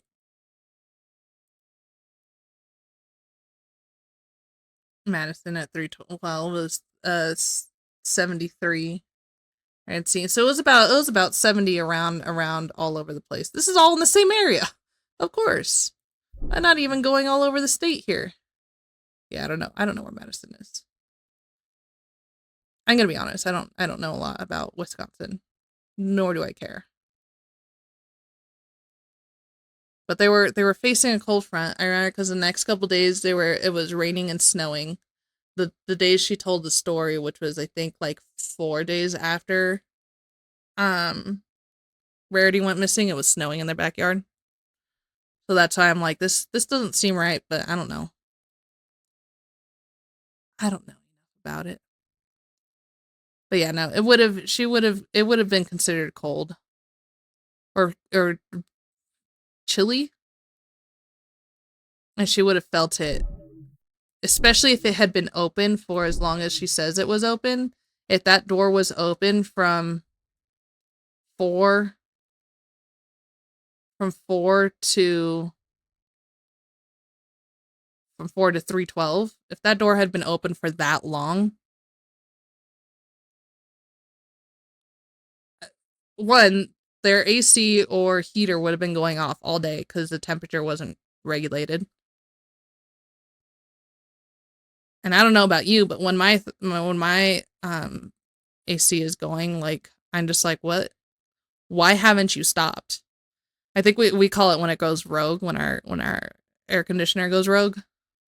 Sometimes, and it's usually the heater, and it will just keep going. And we're just like, bruh, it's like 80 degrees, please turn off. And it won't. Like, you could try to turn it off and it won't. We say that it's going rogue. Anyways, like that air cooling their AC or whatever would have been going off like crazy. The fact that she didn't notice from 4 a.m. to 3:12, she didn't go downstairs until then. It was enough time for not just Rarity to get out, but all of their cats to get out and all of the dogs to get out. Like, that's so much time. I don't believe only one cat escaped during that amount of time. And she doesn't even admit that she closed the door then. She says that when she was waiting for Emily to get home, which isn't until like 6 or 7, if it's a 12-hour shift and she's gone at 4:30, they're still messaging. The last message was at 4:50, so maybe she went into work by that point. So maybe she was sitting in the parking lot messaging that whole hour. I don't know. Maybe she was trying to leave early. So if she hasn't arrived at work and she works a 12-hour shift, then maybe 5. So she works a 12-hour shift. At 5, she says that she was waiting for her to come home. So she expects her to be home around 5:36-ish. So from 4 a.m. to 5:36-ish, she felt the cold breeze. You would have felt it a long time ago. You would have known that AC was going off all day. Like, there's no way that she left the door open for that long and only one cat got out. There's no way. I don't know where Twonk is kept the whole time. Maybe Twonk is, and the dogs are trapped and caged, but we know that Amberlynn isn't crate training her dogs. So 12 hours, nothing? Doubt it. Lying in both versions of her Rarity story, but these messages just give us more proof and really just ram it home that Amber is a absolute fucking liar. She would have felt that I was 70. Amber writes, and most people don't keep their house at 70. 70 is a little chilly. We keep our house at 70 because it helps the girls sleep. Like, we turn the AC up to like 73 when they're awake, and then we go back down to 70 when it's about time to be for bed. I do love you and I feel a lot of remorse. Emily's at work. She doesn't reply. Then 5:20, she says, besides saying something about Colleen, that was the worst thing you could ever say to me. That would be like me saying you deserve to have a fucked up childhood, then getting a I'm thinking this is maybe lunchtime and that's why she was messaging back so much, and then she stopped messaging again and started up again. aggressive with you when you got upset about it. Amber deflects. 5:20, maybe after she got out of work. During one of your first rages towards me, you literally said, and I quote, "No wonder why your parents don't talk to you." You've also said things about my size, which is my biggest insecurity. You've said things that have literally...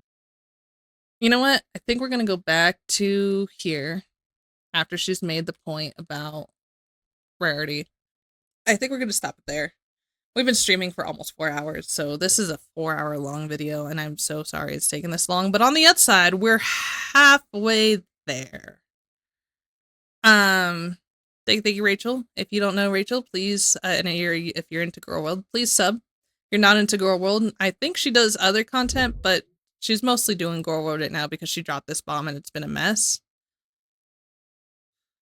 But yeah, she does glitter and lasers, and she's looking into Chantal. But it's mostly Amberlynn Reid content. Not saying that she can only do that content. Here's The Psychology of Fake Apology, which is really good. Trisha Paytas. So yeah, she talks about other things, but like right now the tea is hot with Amber, so I don't, and especially because A, B, C. Did she do that on purpose? Is there a D somewhere? No D yet, but that would be hilarious. I don't know if you've seen this, Rachel, but A, B, C, you gotta do something with D next. But yeah, right now the tea's hot, especially since she's been dropping it, so that's why she's doing a lot of Amberlynn Reid content, but I do like her other content. I think it's really good. I think that's gonna be it for me here. We really gotta stop. It's been a long stream. So thank you everyone for tuning in. We will be back shortly for gaming content and not Amberlynn Reid content. You're gonna go to sleep? Okay, I'm sorry. I don't know, we'll see. We'll see. But yeah, we're gonna stop the Amberlynn Reid content. I'm done talking about her, and I'm not gonna I'm not going to make the stream any longer than it is. The replay is already going to be so long. So, and that, please sub to Rachel's channel if you like her content. I like her content. This is what we've got. We're going to save this. Here, you can see all my banners. My daughter's first birthday. Fantastic. Okay, we're going to save this under November 17th timeline. There we go. Save. Okay. So there's that. Thank you everyone for tuning in. I really, really appreciate it. Feel free to follow me on all the socials. This will be posted on YouTube tomorrow, hopefully, I think. I gotta download it and then I gotta upload it. I gotta download it from Rumble because those were all my VODs are, and Kick are where all my VODs are. I download it from Rumble and then I'm gonna upload it to YouTube tomorrow. I'm gonna try to set the not the premiere, but the video to 12. So if you want to catch up, you could do that. Want to watch the first part? Watch the first part. Thank you everyone for tuning in. I really, really appreciate it. All VODs over on Rumble and Kick. Streaming on Twitch is just for streaming. There are no VODs there. And on YouTube is only Amberlynn content. All other content is on Rumble and Kick. Also on Rumble, you can check out my husband, Thrifty Chris, who's been supporting me over there. Really, really appreciate it. And Space Hall's over there on Twitch. Really, really appreciate you tuning in and chatting. I appreciate the chatters. All right, you guys have a good night, and I'll talk to you later. Bye.